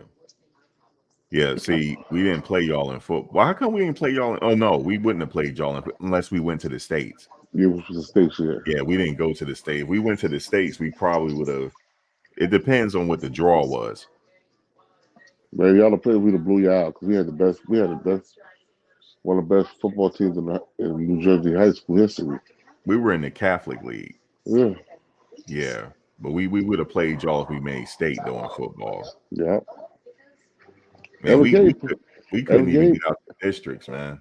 Every game played football too though. He was a tight end. So yeah. Everyone shot play too. He played Quarterback. Yeah. his junior and senior year. Mm-hmm. Quarterback, right? He played multiple positions. Mm. Yeah, because we didn't have a lot of players, so he played quarterback, wide receiver, Mm-hmm. tight end, but mainly it depended on how the game was. He was at quarterback. Um, yeah, it was man. We used to get beat, man. It was Yeah, crazy. I remember Al he tried to play football. He tried to play football one time. Him and Frank. You said Alex? Yeah, him and Frank. One Yeah, time he I tried to could. play football. Al had got. He had got hurt. Yeah. He had a hip injury. Yeah. Frank played a little bit. Yeah. You said where that brother from talking to? He from New Jersey. We grew up together. That's the King of New Jersey, BTBTV Sports Media, BTBTV, Mr. Eastwood, the King of New Jersey, my Negroes. Yeah, that's his YouTube page. BTB King of New Jersey. And now he got a B, sport page, but he vlogged too. BTBTV Sports Media. What's your YouTube page? Tell me your YouTube page again. Hold on, King hold on. Let me take the picture down. Let me see if you got it. Yeah, there it is, right there. King of New Jersey, BTB TV, Mr. Eastwick. Yep. The reason why he called himself Mr. Eastwick is because that's what we call Elizabeth, New Jersey. We call it Eastwick for people that's from New Jersey. And we got a lot of stories because he used to bodyguard for celebrities and stuff. You never bodyguard for Joe Buttons, have you? Yeah, I was Joe Budden's bodyguard for a minute, for a while. Okay, you did. Okay. Yeah, Joe I remember Budden. you was his body. We used to see him in the go-go spot all the time. Yeah. What was it, Paradiso or Cinderella? No, Cinderella's. Cinderella's, yeah. No, I remember I ran security for Cinderella's. Huh? Remember I ran security for Cinderella's. Right, I know, but he used to come in Cinderella's, right? Yep. Yeah, with Cinderella's. This is right when he came out, right before he blew up. When he Right had way that below. pump me up. Remember Yeah. that song, Yeah. pump me up? Well, right before that song dropped, we used to see him all the time in Cinderella's. All him and his manager. All the time. Matter of fact, his DJ was the DJ for Cinderella's. DJ Yeah. Doughboy. Yep. Yeah, man. We know Joe Buttons back then. He from Jersey City though. Where all Yeah, the dipheads from. Where all the Yeah, water smokers from, the wet. Yeah, he from Jersey City. You said where all the what from? The wet smokers from. Oh, I don't mess with that. You talking about that? Yeah, I can't. Man, I don't even want to say it. That stuff is horrible. But yeah, he from there. Born from Elizabeth. Oh, Thomas, you from New Orleans, 504? 504 in the building.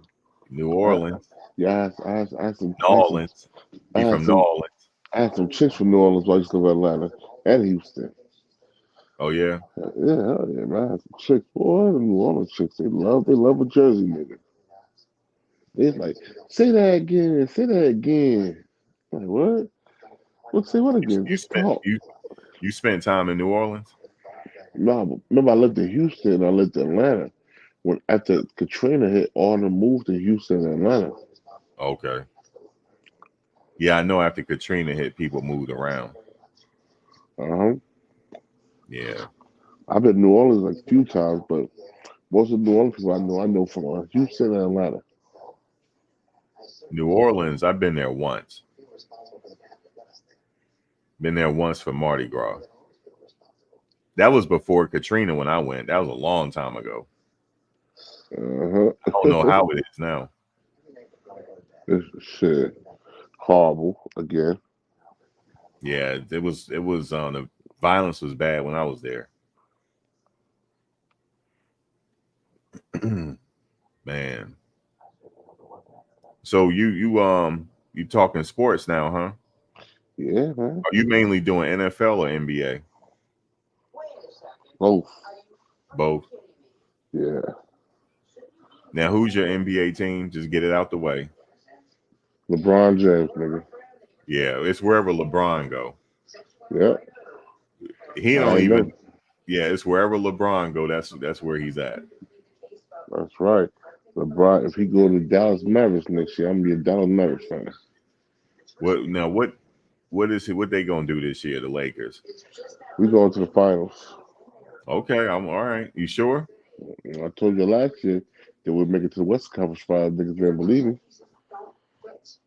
I said it.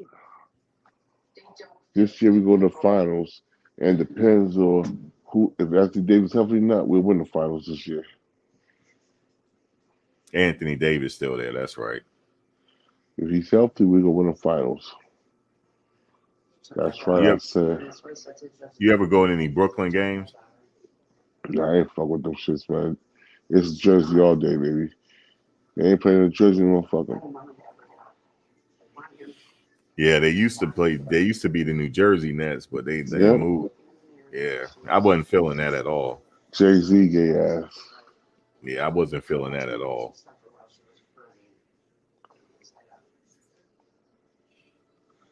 That's Let why me they see. didn't win that yet. That's why we went when they went to Jersey, they went to the NBA Finals back to back.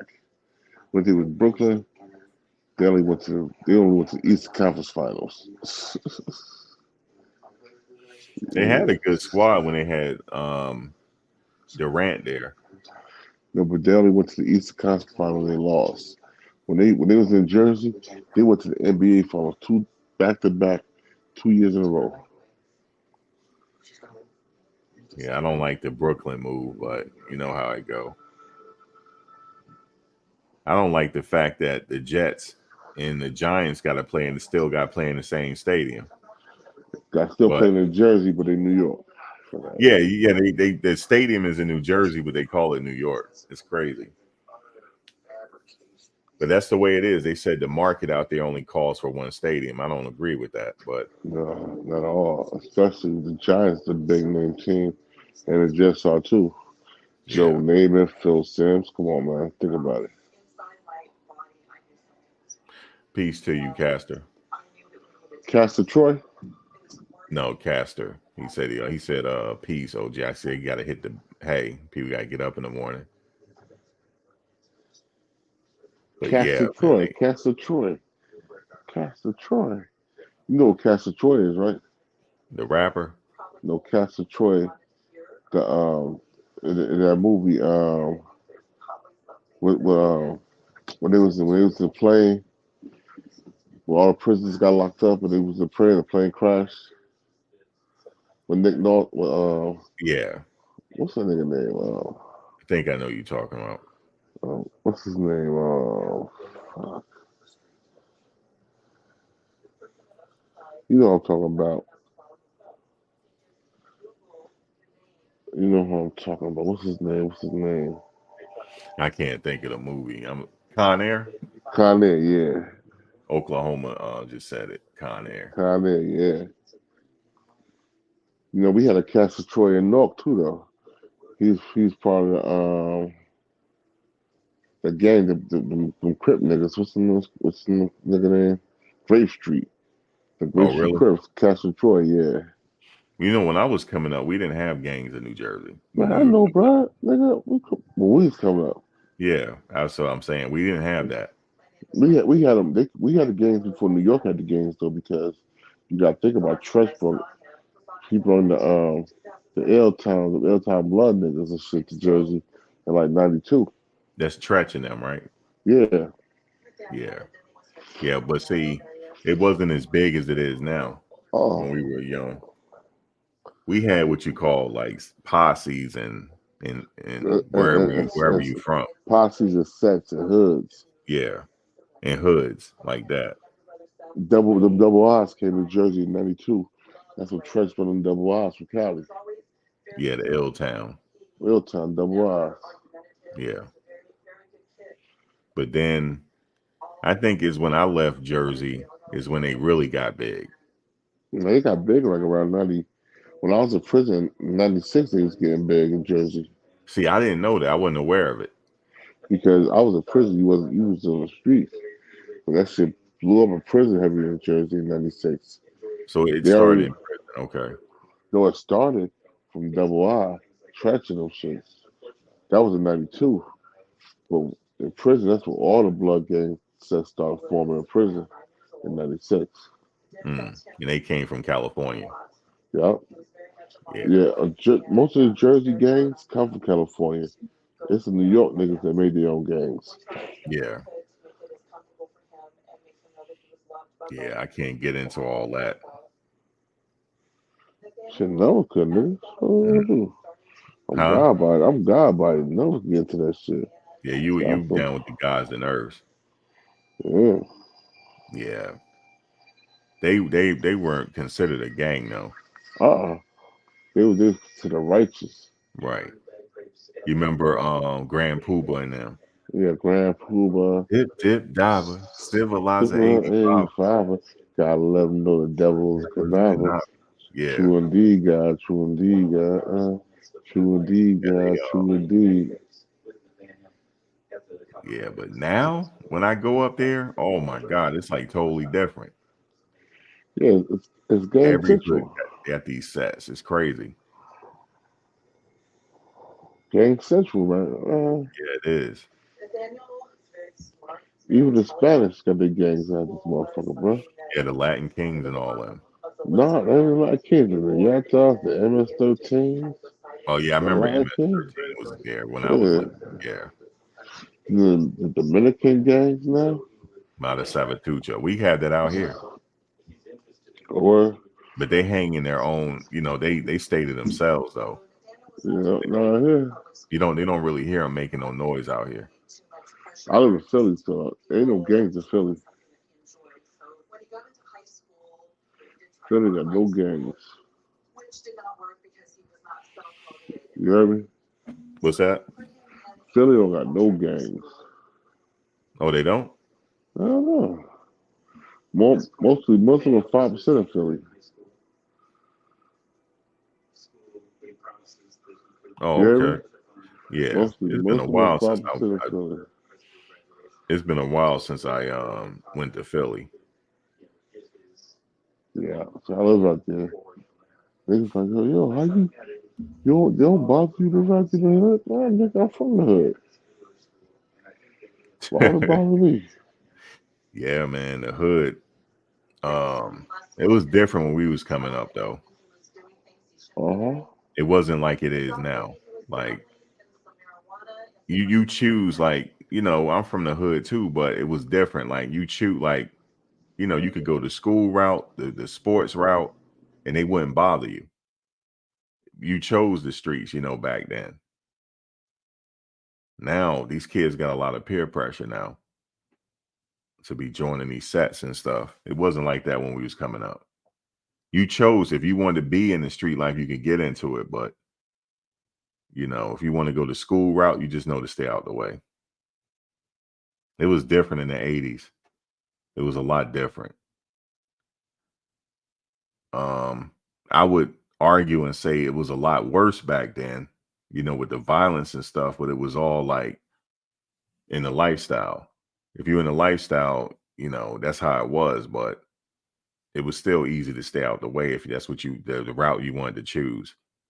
If you wanted to choose a school route and all that, you were okay. Even if you were from a bad neighborhood.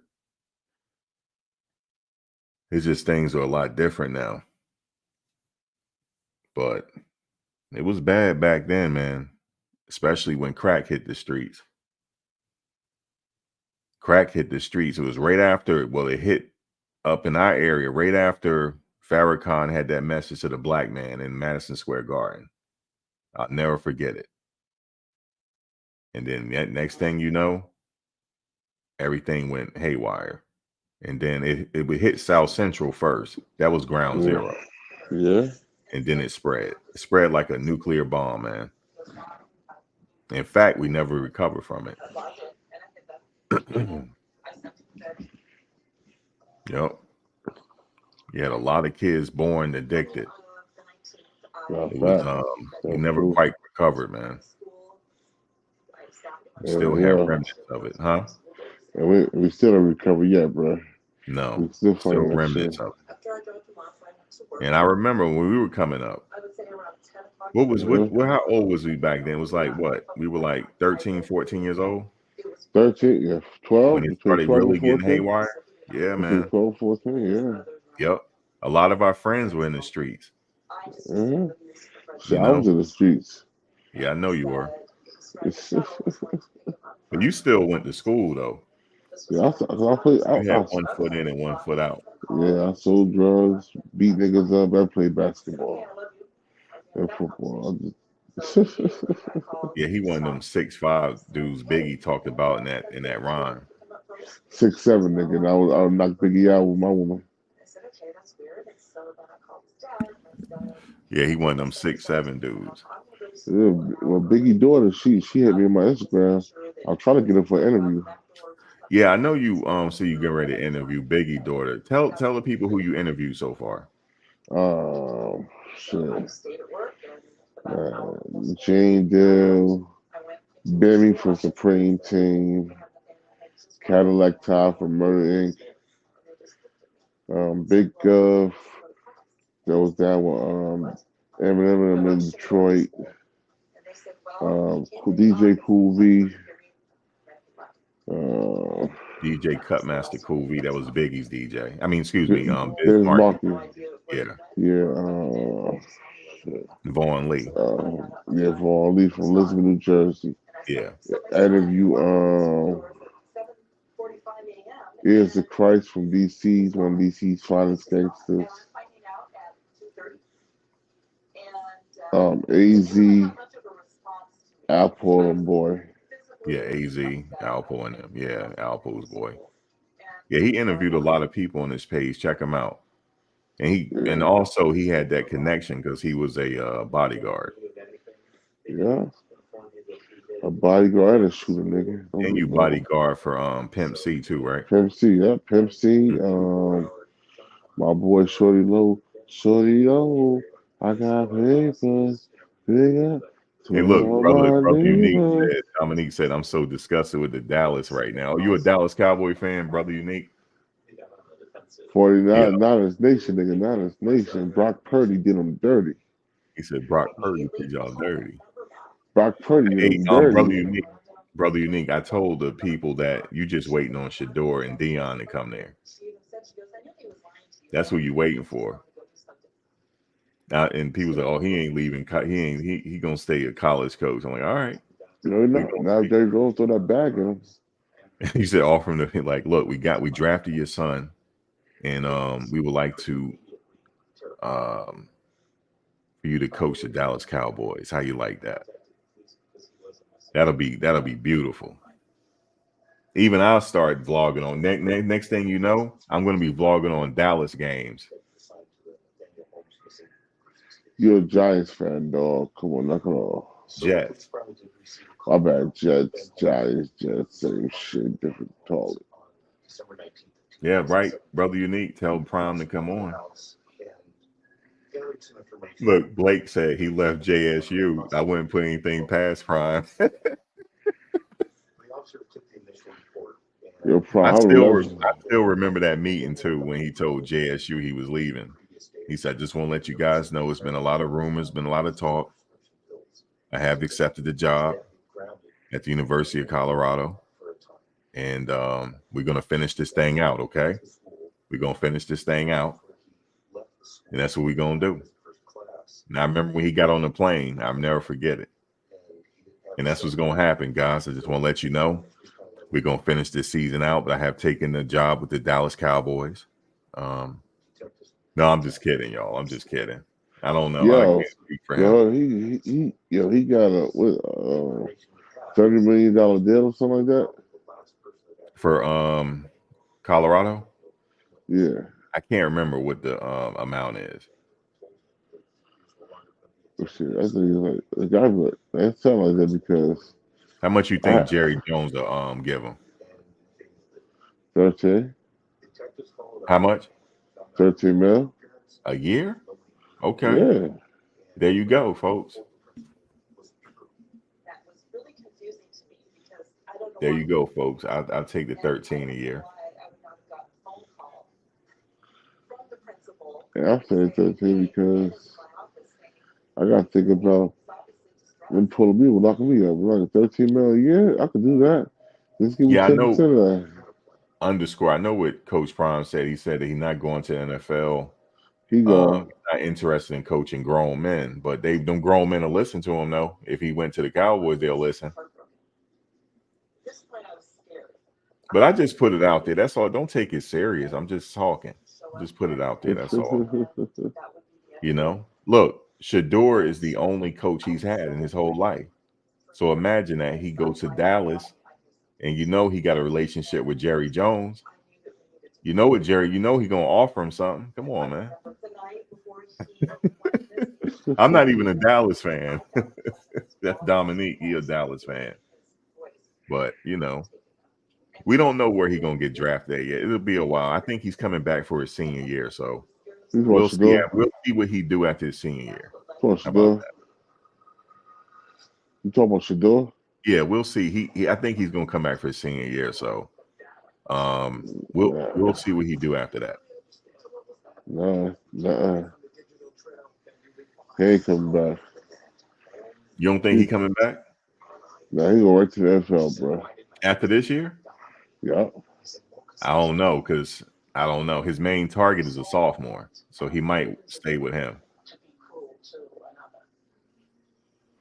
They Nah, he already go. projecting. They already projecting that if he come out his senior year, he'll be the top pick in the draft, the top 2 picks.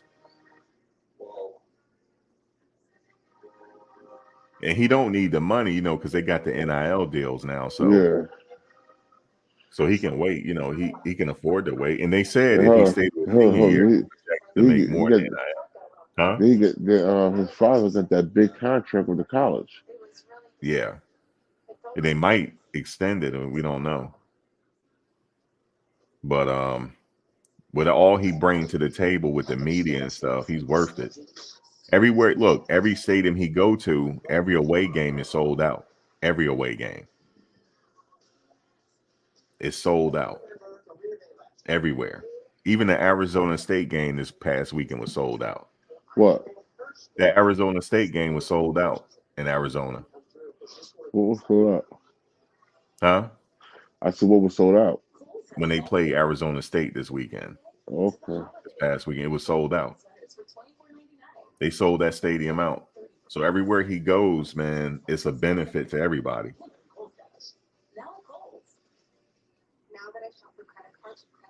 That's crazy. Thomas Weber said a black coach in Texas, my grandkids won't live to see it. Well, they might. Yo, Thomas, I'm their granddaddy. They had it. They will see it if he decide to.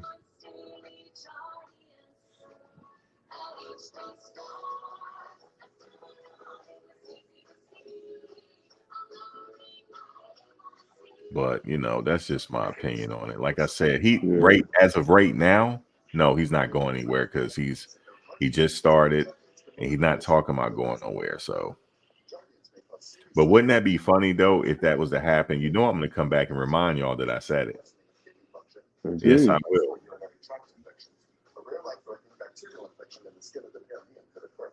Yeah, he tight with him, brother Unique.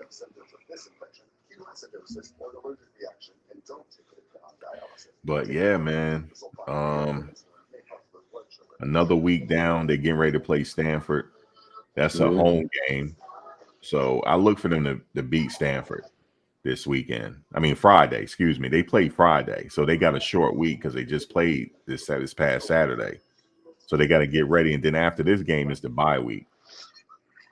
So they're gonna get prepared for the Stanford game. So look for them to do really well against Stanford. I don't see why not.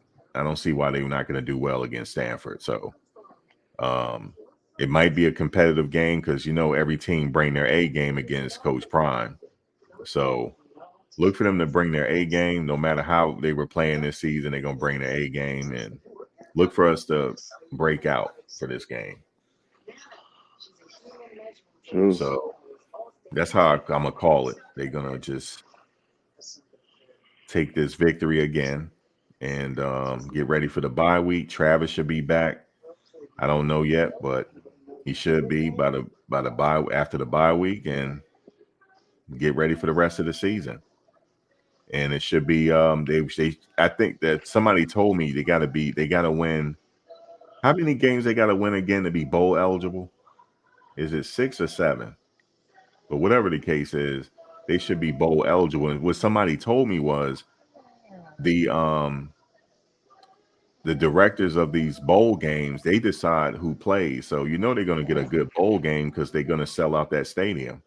That stadium, Yeah. is going to be sold out if they play in a bowl game. So they're going to want Colorado to play in a bowl. They're going to want them. They're going to invite them there because they know what all comes with Coach Prime and the whole media and everything. So don't imagine how much them tickets going to cost. Them True. tickets going to go through the roof, man. And don't let them win the bowl game. Now they got momentum going into the next conference. And the recruits, it's just going to be, everything is going to be up after the season. So, and it's they have a respectable. I know that we got some teams that we're playing in the stretch that are good, Utah, Washington State, but Yeah. they're going to be competitive going down the stretch. But here's the issue, though. We got to stay healthy, though. We had some. Imagine we're above 500 and we have injuries. Imagine if they didn't have the injuries. So you got to look at it that way. And going down the stretch, look for them to peak down the stretch. So they should be good. Everybody's saying 6. Okay. So look for them to be good down the stretch. I don't see a problem at this point. I do know that Shedeur is getting sacked a lot, but that's some adjustments they're going to have to make. Mm-hmm. So I don't see why they can't. So I think they'll be okay. But he's a tough kid, man. He's a tough kid. And it all starts with the quarterback. So we got a good quarterback. So, and he can run if he need to. We already know that. He's already established the fact that he can run. So Yeah. it should be good. Right. But I think I'm gonna close out on that note, Born. All right, do that, bro. Yo, Yeah. make sure You going you live holler. tomorrow? What your schedule look like? I'm going live Tuesday. Tuesday, okay. Yeah. All Tomorrow right. I'm be traveling. I'll share his link in the message board so y'all will see it. Most definitely, I salute to everybody that's King of New Jersey. This is BTB TV. We bully the bullies. And it's BTB TV Sports Media. Check me out. All right, Born. All right. All right. Peace. Peace. All right, y'all. That was Born. We grew up together since the sandbox, played sports and all that stuff together. He played, primarily played basketball. He like 6'12". But he could have played football if he wanted to. But you said they don't need to play Oregon until next year. You said the last possible win for Colorado is Stanford. El Hombre, I be seeing you around. I give it to you. Very consistent in your comments. You're very consistent. I give you that. You said the last possible Vic. Come on. I'm just joking when I say 6'12". It ain't no such thing. I'm just joking. But he's tall though. 6'7" or something like that. But yeah, man, I'm hopeful for the rest of the season. I mean, the rest of the season, like I said, they going into a bye week. Then Travis coming back, so they're gonna be good down the stretch. And then the whole quarterback protecting the quarterback, and they'll get it together. You know, this is their first season playing together, so things happen, man.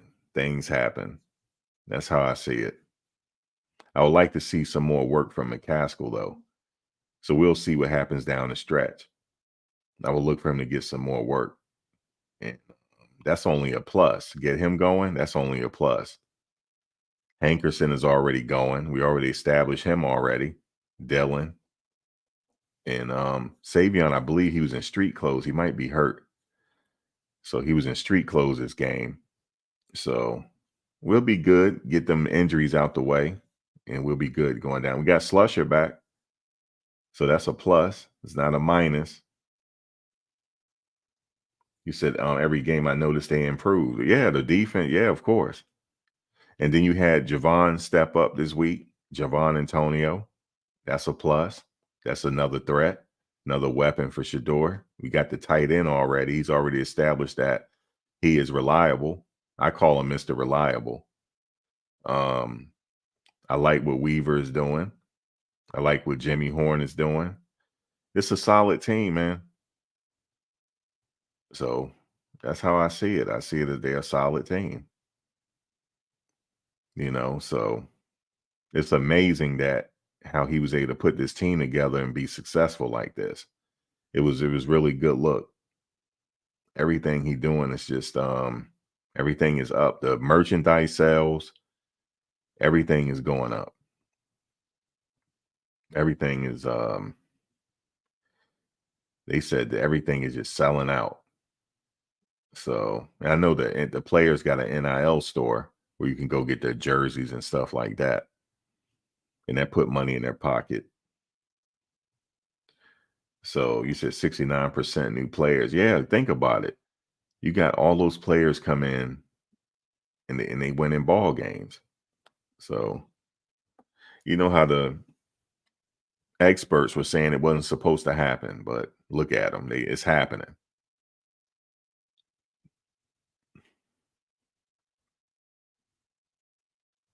And like I said, the offensive line, we had some injuries, nagging injuries there. Just had some injuries, it's football. You're going to have the injuries, but give them to after, let me see, after the bye week, they had that game.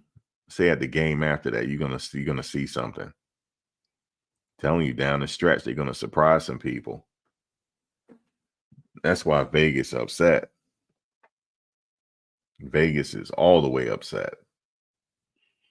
Like Skip Bayless said, I wouldn't bet against Prime. He's right about it. Nope, not at all. What other news is out there right now? Let me see. Let me see. Think yeah, I'm gonna wait for his weekly press conference. I know this is a abbreviated week because their game is Friday. So they have an abbreviated week. So I think they usually have Mondays off, but I'm sure they're gonna be practicing tomorrow. So they were off today. And then, get treatment and they back at it Friday.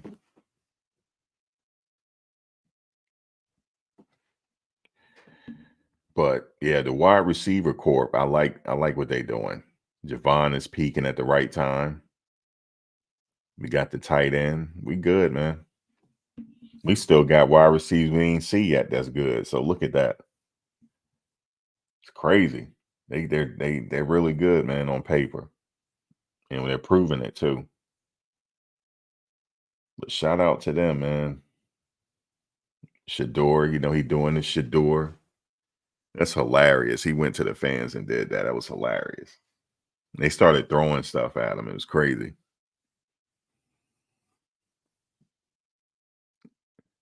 I'm not. I thought he was on scholarship. You talking about Alejandro Mata? I thought he was on scholarship. That's a surprise to me. I thought he was a scholarship player.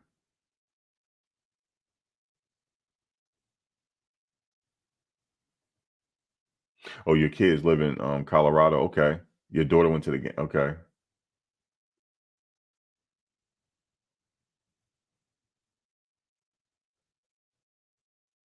You said he wasn't 2 games ago. I don't think I didn't know that. I didn't know that he wasn't on scholarship. I think he earned it yesterday. He earned it yesterday. Get that man a scholarship. I thought he had one, but huh.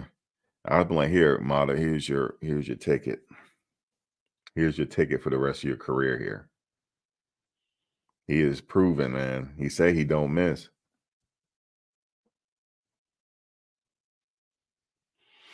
Jace Philly, he did the kickoffs yesterday for when he did one kickoff and then they put the other guy in. They do that. They did it at Jackson State. They played 2 kickers. That's how they do it. One do kickoff, one do place kicking. So they've always used more than one kicker. So it just depends, you know. It depends on the flow of the game and what's happening. Even Coach Prime said that it just depends on the situation. I pick my kickers. So but Mata came up yesterday and that was big, so that was good.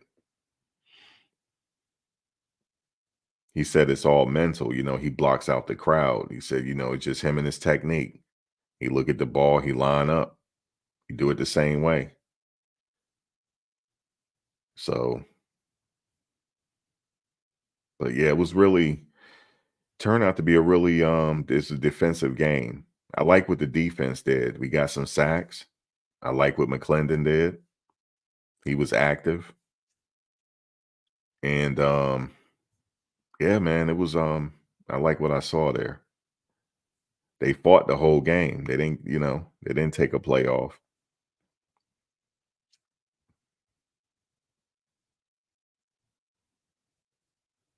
But when I say I was saying, you know, him going to the Cow, I'm just talking, you know, just because he played with the Cowboys and he got a relationship with Jerry Jones. That's why I said that.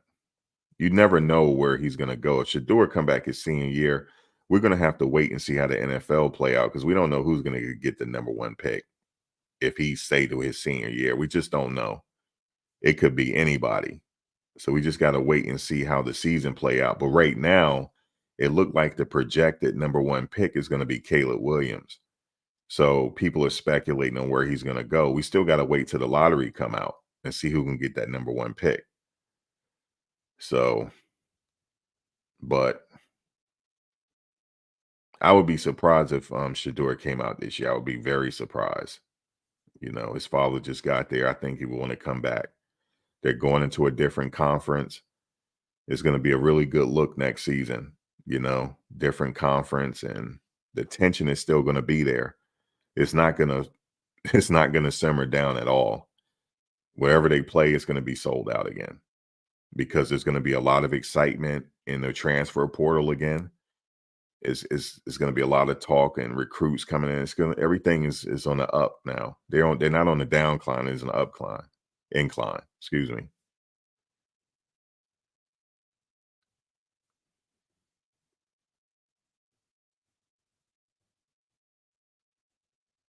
You said lot possible to win Stanford.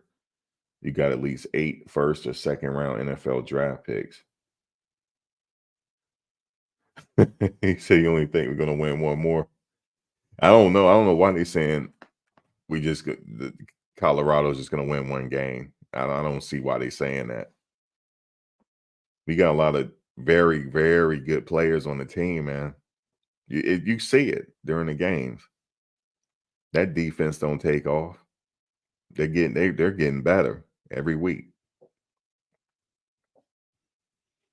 Yeah, I know Shedeur gets sacked and stuff, but we still getting it done though. So we don't play 2 very good teams, Oregon and USC. It was a hard schedule. If you think about it, the schedule is not easy. So we facing a lot of high rated quarterbacks. Caleb being number one. In the division. So then we got to still face Cam Ward. You know, uh, we still got to face Cam Rising. So it's a very tough schedule, and for them to be above 500, that's amazing. So I don't care. You said Mata could get an NIL deal, so I'm sure that's coming his way. You know, the more successful you are, the money is coming. Where's my location? Virginia. I'm from New Jersey, but I'm working out here. I went to school out here, and I stayed. Yep, been here. I feel like I'm from here. I've been here so long. But it's not far. I'm literally 5.5 hours from home. It's a 5.5 hour drive. I'm back home. So it's feel like I didn't move that far, but I did though, actually. I mean, I'm down south. VCU, Virginia Commonwealth. We went to the Final Four that year, VCU, when we had Shaka Smart as the head coach. Yep, basketball. We don't have a football team. Basketball, though. Yep. I was thinking about law school, but the only problem is with law school is I'm still deciding on it. Like, I don't spend too much money, and not trying to spend no more. But that's an interest of mine in the future, though. So we have a really good we have a lot of good law schools down here. Yeah, we went to the Final Four when we had Shaka Smart, and then he went on to Texas. Yep.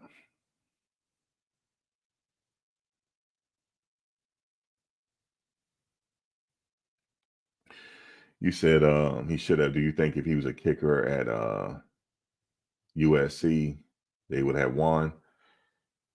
Well, with the USC game didn't come down to the kicking. That game didn't come down to it. This game kind of did. They needed his kicking in this game. You said do law school on a scholarship? Nah, it's not going to be possible. In the law school I want to go to, it's very expensive. So I'm like, yeah, I would have to get some money at that point. It's very expensive. I was looking at UVA though, University of Virginia, and yeah, I'm not far from there either. A friend of mine took their night program and finished, so that's why I was thinking about it. I was thinking about doing it. I would have to do the night division because I'm still working, so I would have to. Another friend of mine went to Columbia, but I'm not trying to go back that far. I would have to move, but it's a goal in the future. I was thinking about it, but we'll see.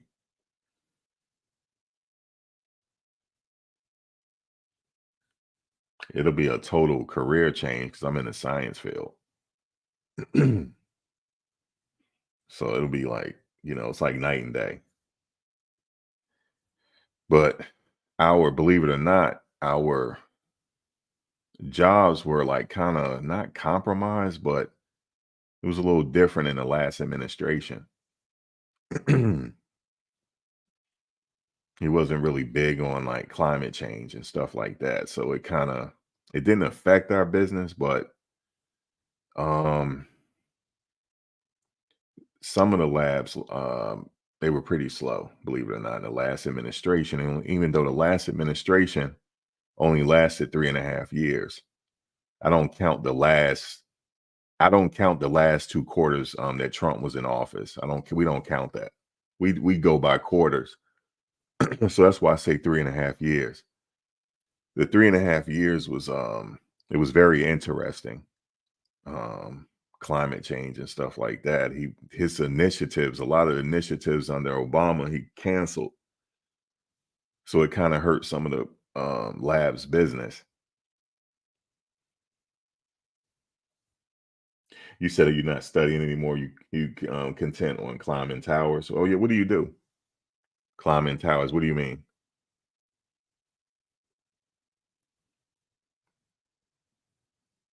Yeah, the assistantships, they pass a law in California. A friend of mine was telling me, um, there's a new process. Like you can get those assistantships and you can also you can still go to law school route, but if you take what is it? If you get some type of degree, you can qualify for the baby bar and pass that. That will qualify you for an assistantship, which lasts like 3 years, and you can take the bar exam that way. They're kind of changing it now. So we'll see. There's no shortage on attorneys though. There's no shortage. It's very competitive space. But I had wanted to get into criminal law, right? But I don't know. That's like I love criminal law, but I don't think if I was to go that far and pass the bar, I don't think that's the route I would take. I might though. I might, but I don't think so. We'll see. But I don't know. I don't know, man. I'm older. I went back to school when I was older as well, and it was very easy for me. I think because I was an adult and I had to pay for it out of my pocket. That's why I took it serious. But when I first went to college out of high school, I didn't take it serious. But when I became an adult, like, on my own, yes, I took it very serious. I blew through school. Just, it was very easy. And then also at that time, the online classes were really taking off. It was very easy for me. That's why I say these football players now, they have the luxury of going to school online. Oh my God. It's a piece of cake. You mean to tell me I can study at home with nobody around? Well, that's just how I am. I don't need anybody. I'm self-motivator. So if you're not self-motivated, yeah, it's a problem, but it shouldn't be hard with these athletes. They can do everything online, except for if you have science classes, you have to have labs and stuff. But some of the classes I had to go in because I had lab, and I couldn't have lab at home. but but yeah, it was the rest of the classes, your prerequisites. Oh my God, man, all that stuff was online. I loved it. The only time we went in is like what take a final or something. Some of our finals were online, but some of them we had to go in. But I barely saw campus unless I had lab. Barely saw campus, man. What's going on, Easy E?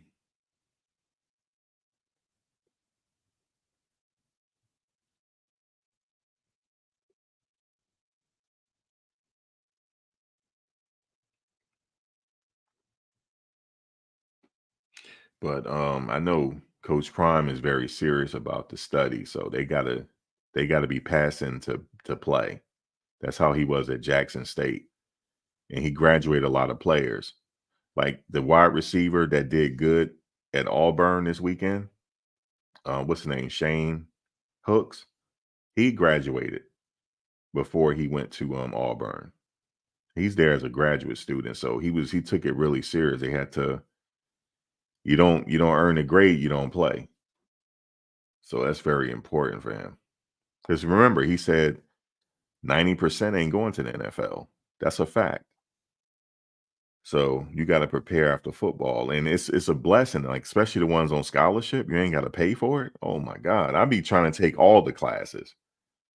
I think I would stay till I'm like a third year graduate student. I'm trying to get my graduate degree and everything for free. That's a blessing. So that is a huge plus. You cannot get that any. I mean, please, you know how much education costs now? Whew. Man, and I get to have fun and play and stay in shape.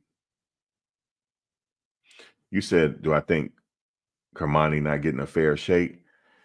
The thing is, I got to keep remembering that he's a freshman, and I always lose track of that sometime. I was like, damn, he just graduated high school, you know, and he is playing. I mean, he getting his feet wet. He getting his feet wet, indeed. He's gonna play the next game too. He getting his feet wet. Now, you got some freshmen like Travis. He played. You know, the guy at Alabama that's in the secondary. I forget his name. He's a 5-star. He's playing now.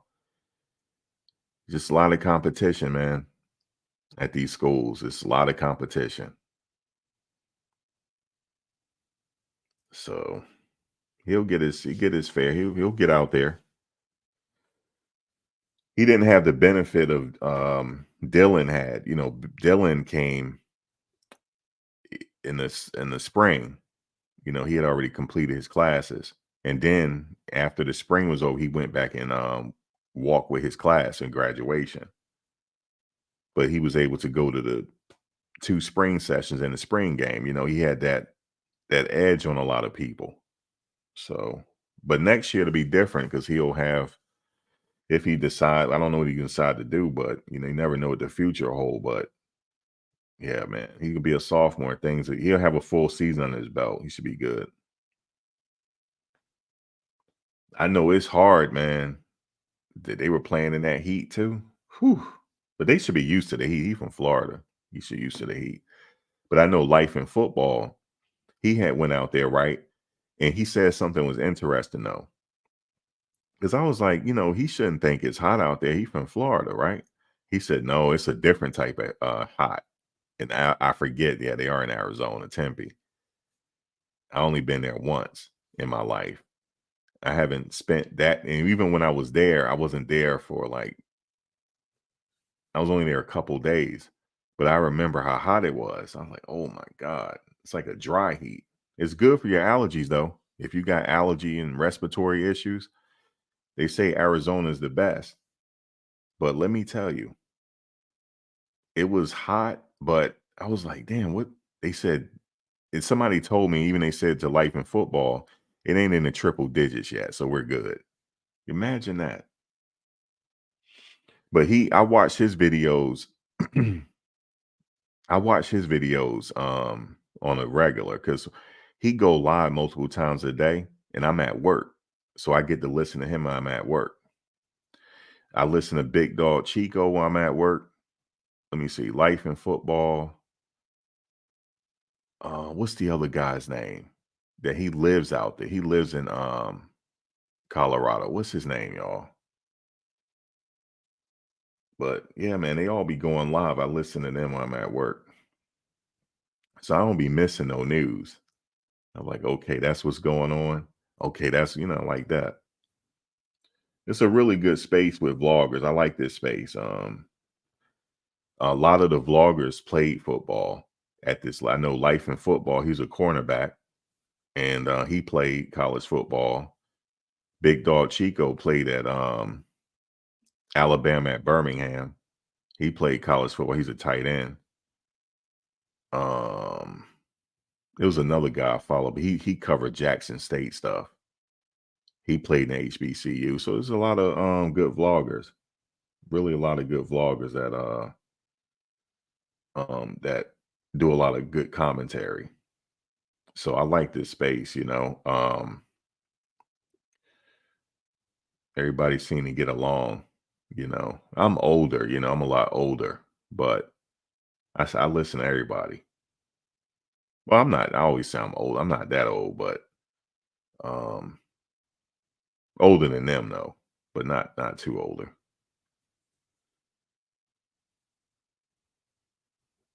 You said, yeah, they already crowned the 2-time Heisman winner. You think he's gonna win it? He throwing a mean sidearm. You see them throws he make? Them sidearms? Caleb Williams? Pretty damn decent. That's just something that he probably been doing that since high school. Them sidearms is like on the money. I wonder if he got a baseball background. He probably do. A lot of these quarterbacks played baseball in high school and stuff. I'm not sure if Shedeur did. I'm not sure if he played baseball. If y'all know, let me know. I believe I believe he did. He may have not. I don't know. You said they're going to be rating the top 10 next year. Man, they going into the different conference. They definitely going to get a nice rating. They're going to win out the rest of this season, and it's going to be a really good look next season. I tell you that much.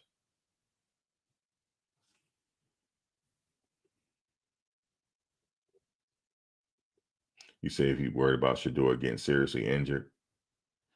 I mean, you always got to think that if you're getting all those sacks, you just got to, like I said, he go down. I'm like, oh man, but he get up though. You just don't want him to.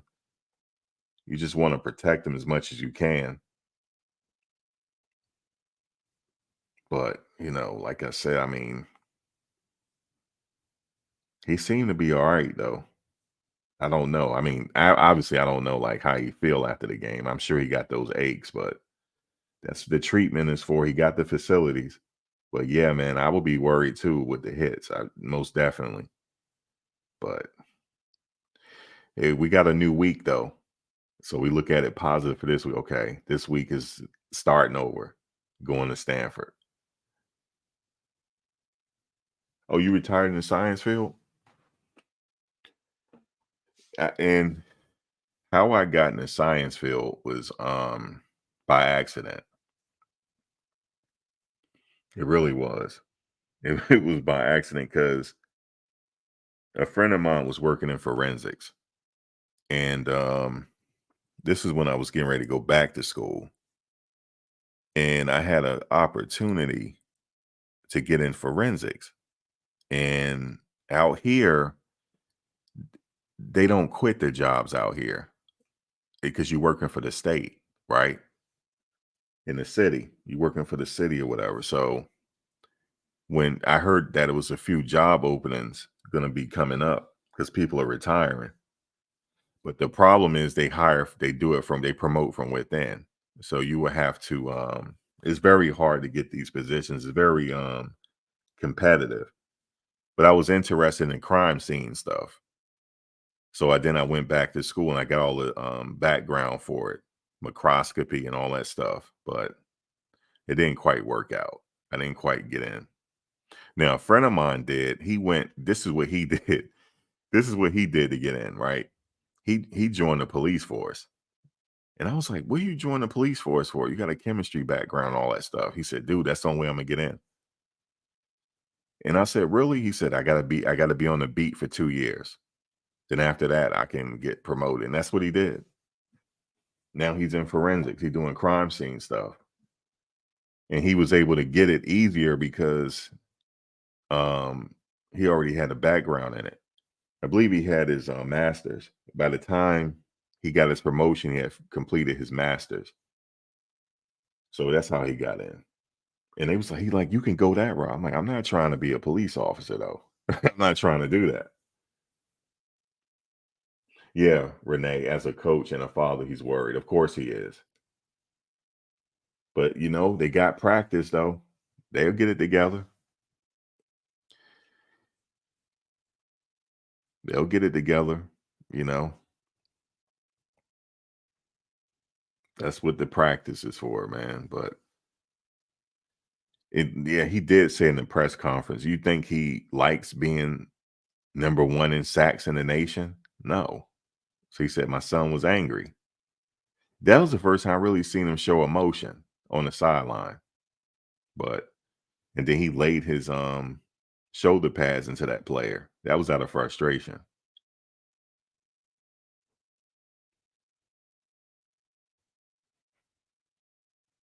But I honestly think I don't know. But this game though, I can honestly say this. It wasn't that he was holding on to the ball too long, especially the last game. Those defenders were up on him. He didn't have time to react. The only thing he could think of is to hold on to that ball without fumbling, so it wasn't like he was just standing there. So I don't get where they saying that he's trying to take sacks to pad his stats. I don't get that. I really don't. I'm not seeing that. But hopefully they'll make the adjustments and figure out how to protect them. Yep, they're gonna have to. You said he never just holds on. Right. He never just hold on to the ball. The defenders are on him. He can't react. He just got to tuck that ball in and go down. That's what you're seeing him doing. He's tucking it. He's making sure that he got a grip on that ball and he's not giving it up. But because I remember he's already in the shotgun. Okay. He'll take his 3-step drop. Sometimes he'll take 4.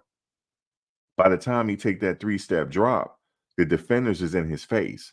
So now what is the decision? Either he's gonna try to run, but if they're in his face, he tuck the ball and go down. That's it. I didn't like that one hit where he fell on his back and his back of his head hit the ground. I didn't like that at all. Because when he was on the sidelines, it was kind of like he was holding his head. So I'm like, oh man. But you can't say he ain't got the heart. I tell you that much. He's what you call a silent assassin.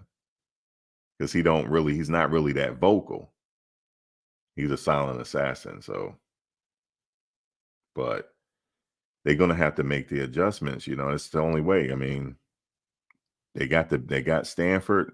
That's a short week though. The game is Friday, and then they got the bye week, so he'll have time to rest up during the bye week, recuperate, and then Travis should be back. So that's a plus. And then we got some players on defense that are coming back. Slusher was back this week. Shiloh came back. What's his name is hurt though. He had a boot on, somebody told me. Yeah, we just got some injuries, man. It's crazy. I know I didn't see him in the game. I'm like, man, he must be banged up. And there it is. They said his foot or something. So, damn. I'm like, man, it's just one injury after another. But that's football, though.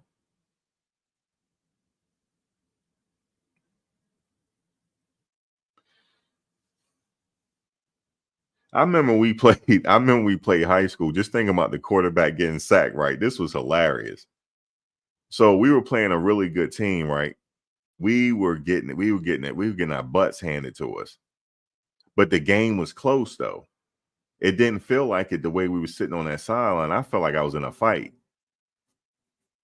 But they had me on the offensive line. I'm already undersized, but we had injuries. And I already had a broken hand. So he said, you better wrap your hand up and use it as a battering ram. And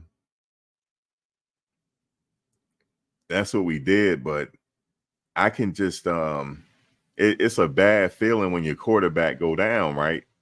So we got on the sideline. He said, look, if I keep getting hit, I'm not playing no more. He said, I'm not going to play no more. He said, they sitting up here slamming me into the ground. He said, y'all going, the coach told us, he said, y'all better take some penalties. He said, they're not going to catch you holding every play. He said, if we get 2 back-to-back pen, then stop. But then we started holding. We started doing it. We had to do something. They were trucking him. We thought he was going to have to go to the hospital the way they were hitting him. So that's a bad feeling. But I can only imagine in the college level. That was high school. Shoot, college, man. Them players are a lot bigger. So I just don't like seeing them get hit like that. Them players and if you notice, they really gunning for them too. These are not no wrap and lay down hits. They really trying, to really take them down. But he know how to protect himself. So they'll figure it out.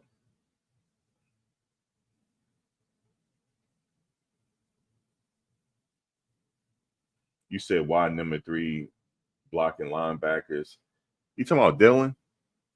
Because he out there. If he's out there, he got a block. If it's not a running play, or if it's not an out route, or if it's not a slot pass, if he just stand, yeah, he gonna have to pick up a block. Yep.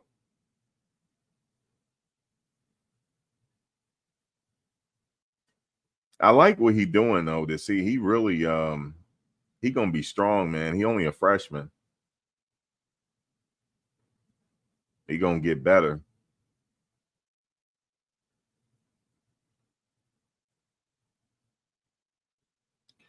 Yeah. I mean, if he's out there, yeah, they gotta have him to block. But that's why I was saying I would like to see McCaskill a little bit more, or Smoke.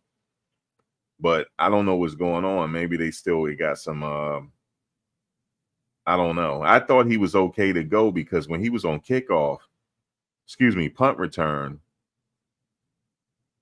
he was able to get to that runner pretty fast, and he did lay a hit on him. I mean, a tackle, So I'm thinking his legs are there.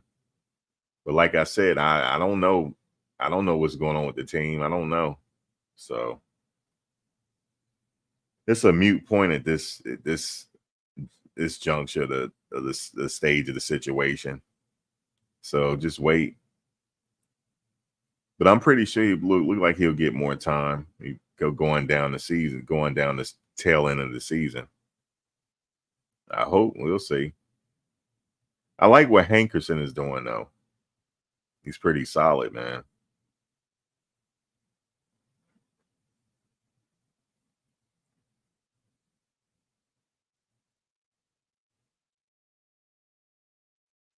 Yeah, I like Dylan in the flat. He almost caught that pass yesterday when he lined up as a receiver. Shedeur threw it to him. He almost caught it. That would have been a big play, but he's solid though. You get him in the right position for him to showcase that speed, man. Please, like that one play he had yesterday where they threw it to him in the flat. He got that first down. He was flying. Yeah, he's a speedster, man.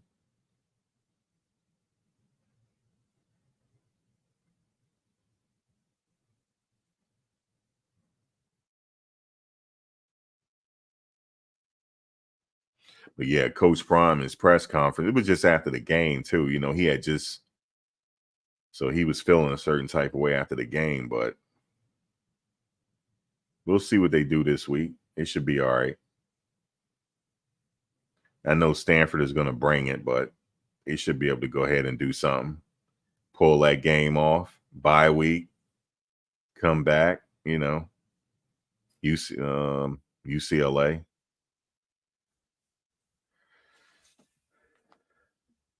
I saw number 22 on, like I said, the punt unit. He went down and made that tackle. He was right there. Remember, he got the penalty. The refs gave him a penalty for unsportsmanlike McCaskill. But well, guys, I ain't gonna hold you too much longer. Y'all have a good rest of y'all week. I'll probably go live. See, the game is Friday, so I'm thinking I'll go live like Wednesday or Thursday,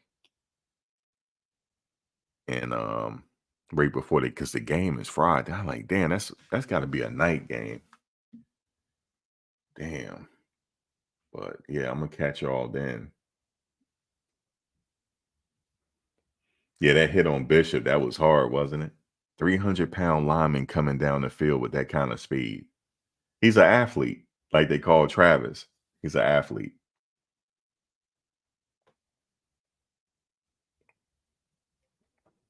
You said, but Shedeur going over to ASU. That on the sidelines after the game.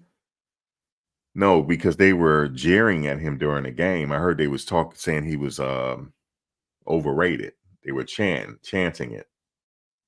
So he just wanted to get a little get back. You know how it is. Oh, 10 p.m. Eastern Standard Time. Okay. Damn, that's a late game. But yeah, I'll definitely catch y'all before then. Thank you for joining today. And yeah, man, I appreciate y'all. And I'll catch y'all around. Y'all see me in the comment section somewhere. Yeah, the sidelines were mocking him, and he decided to get him back. That's all it was.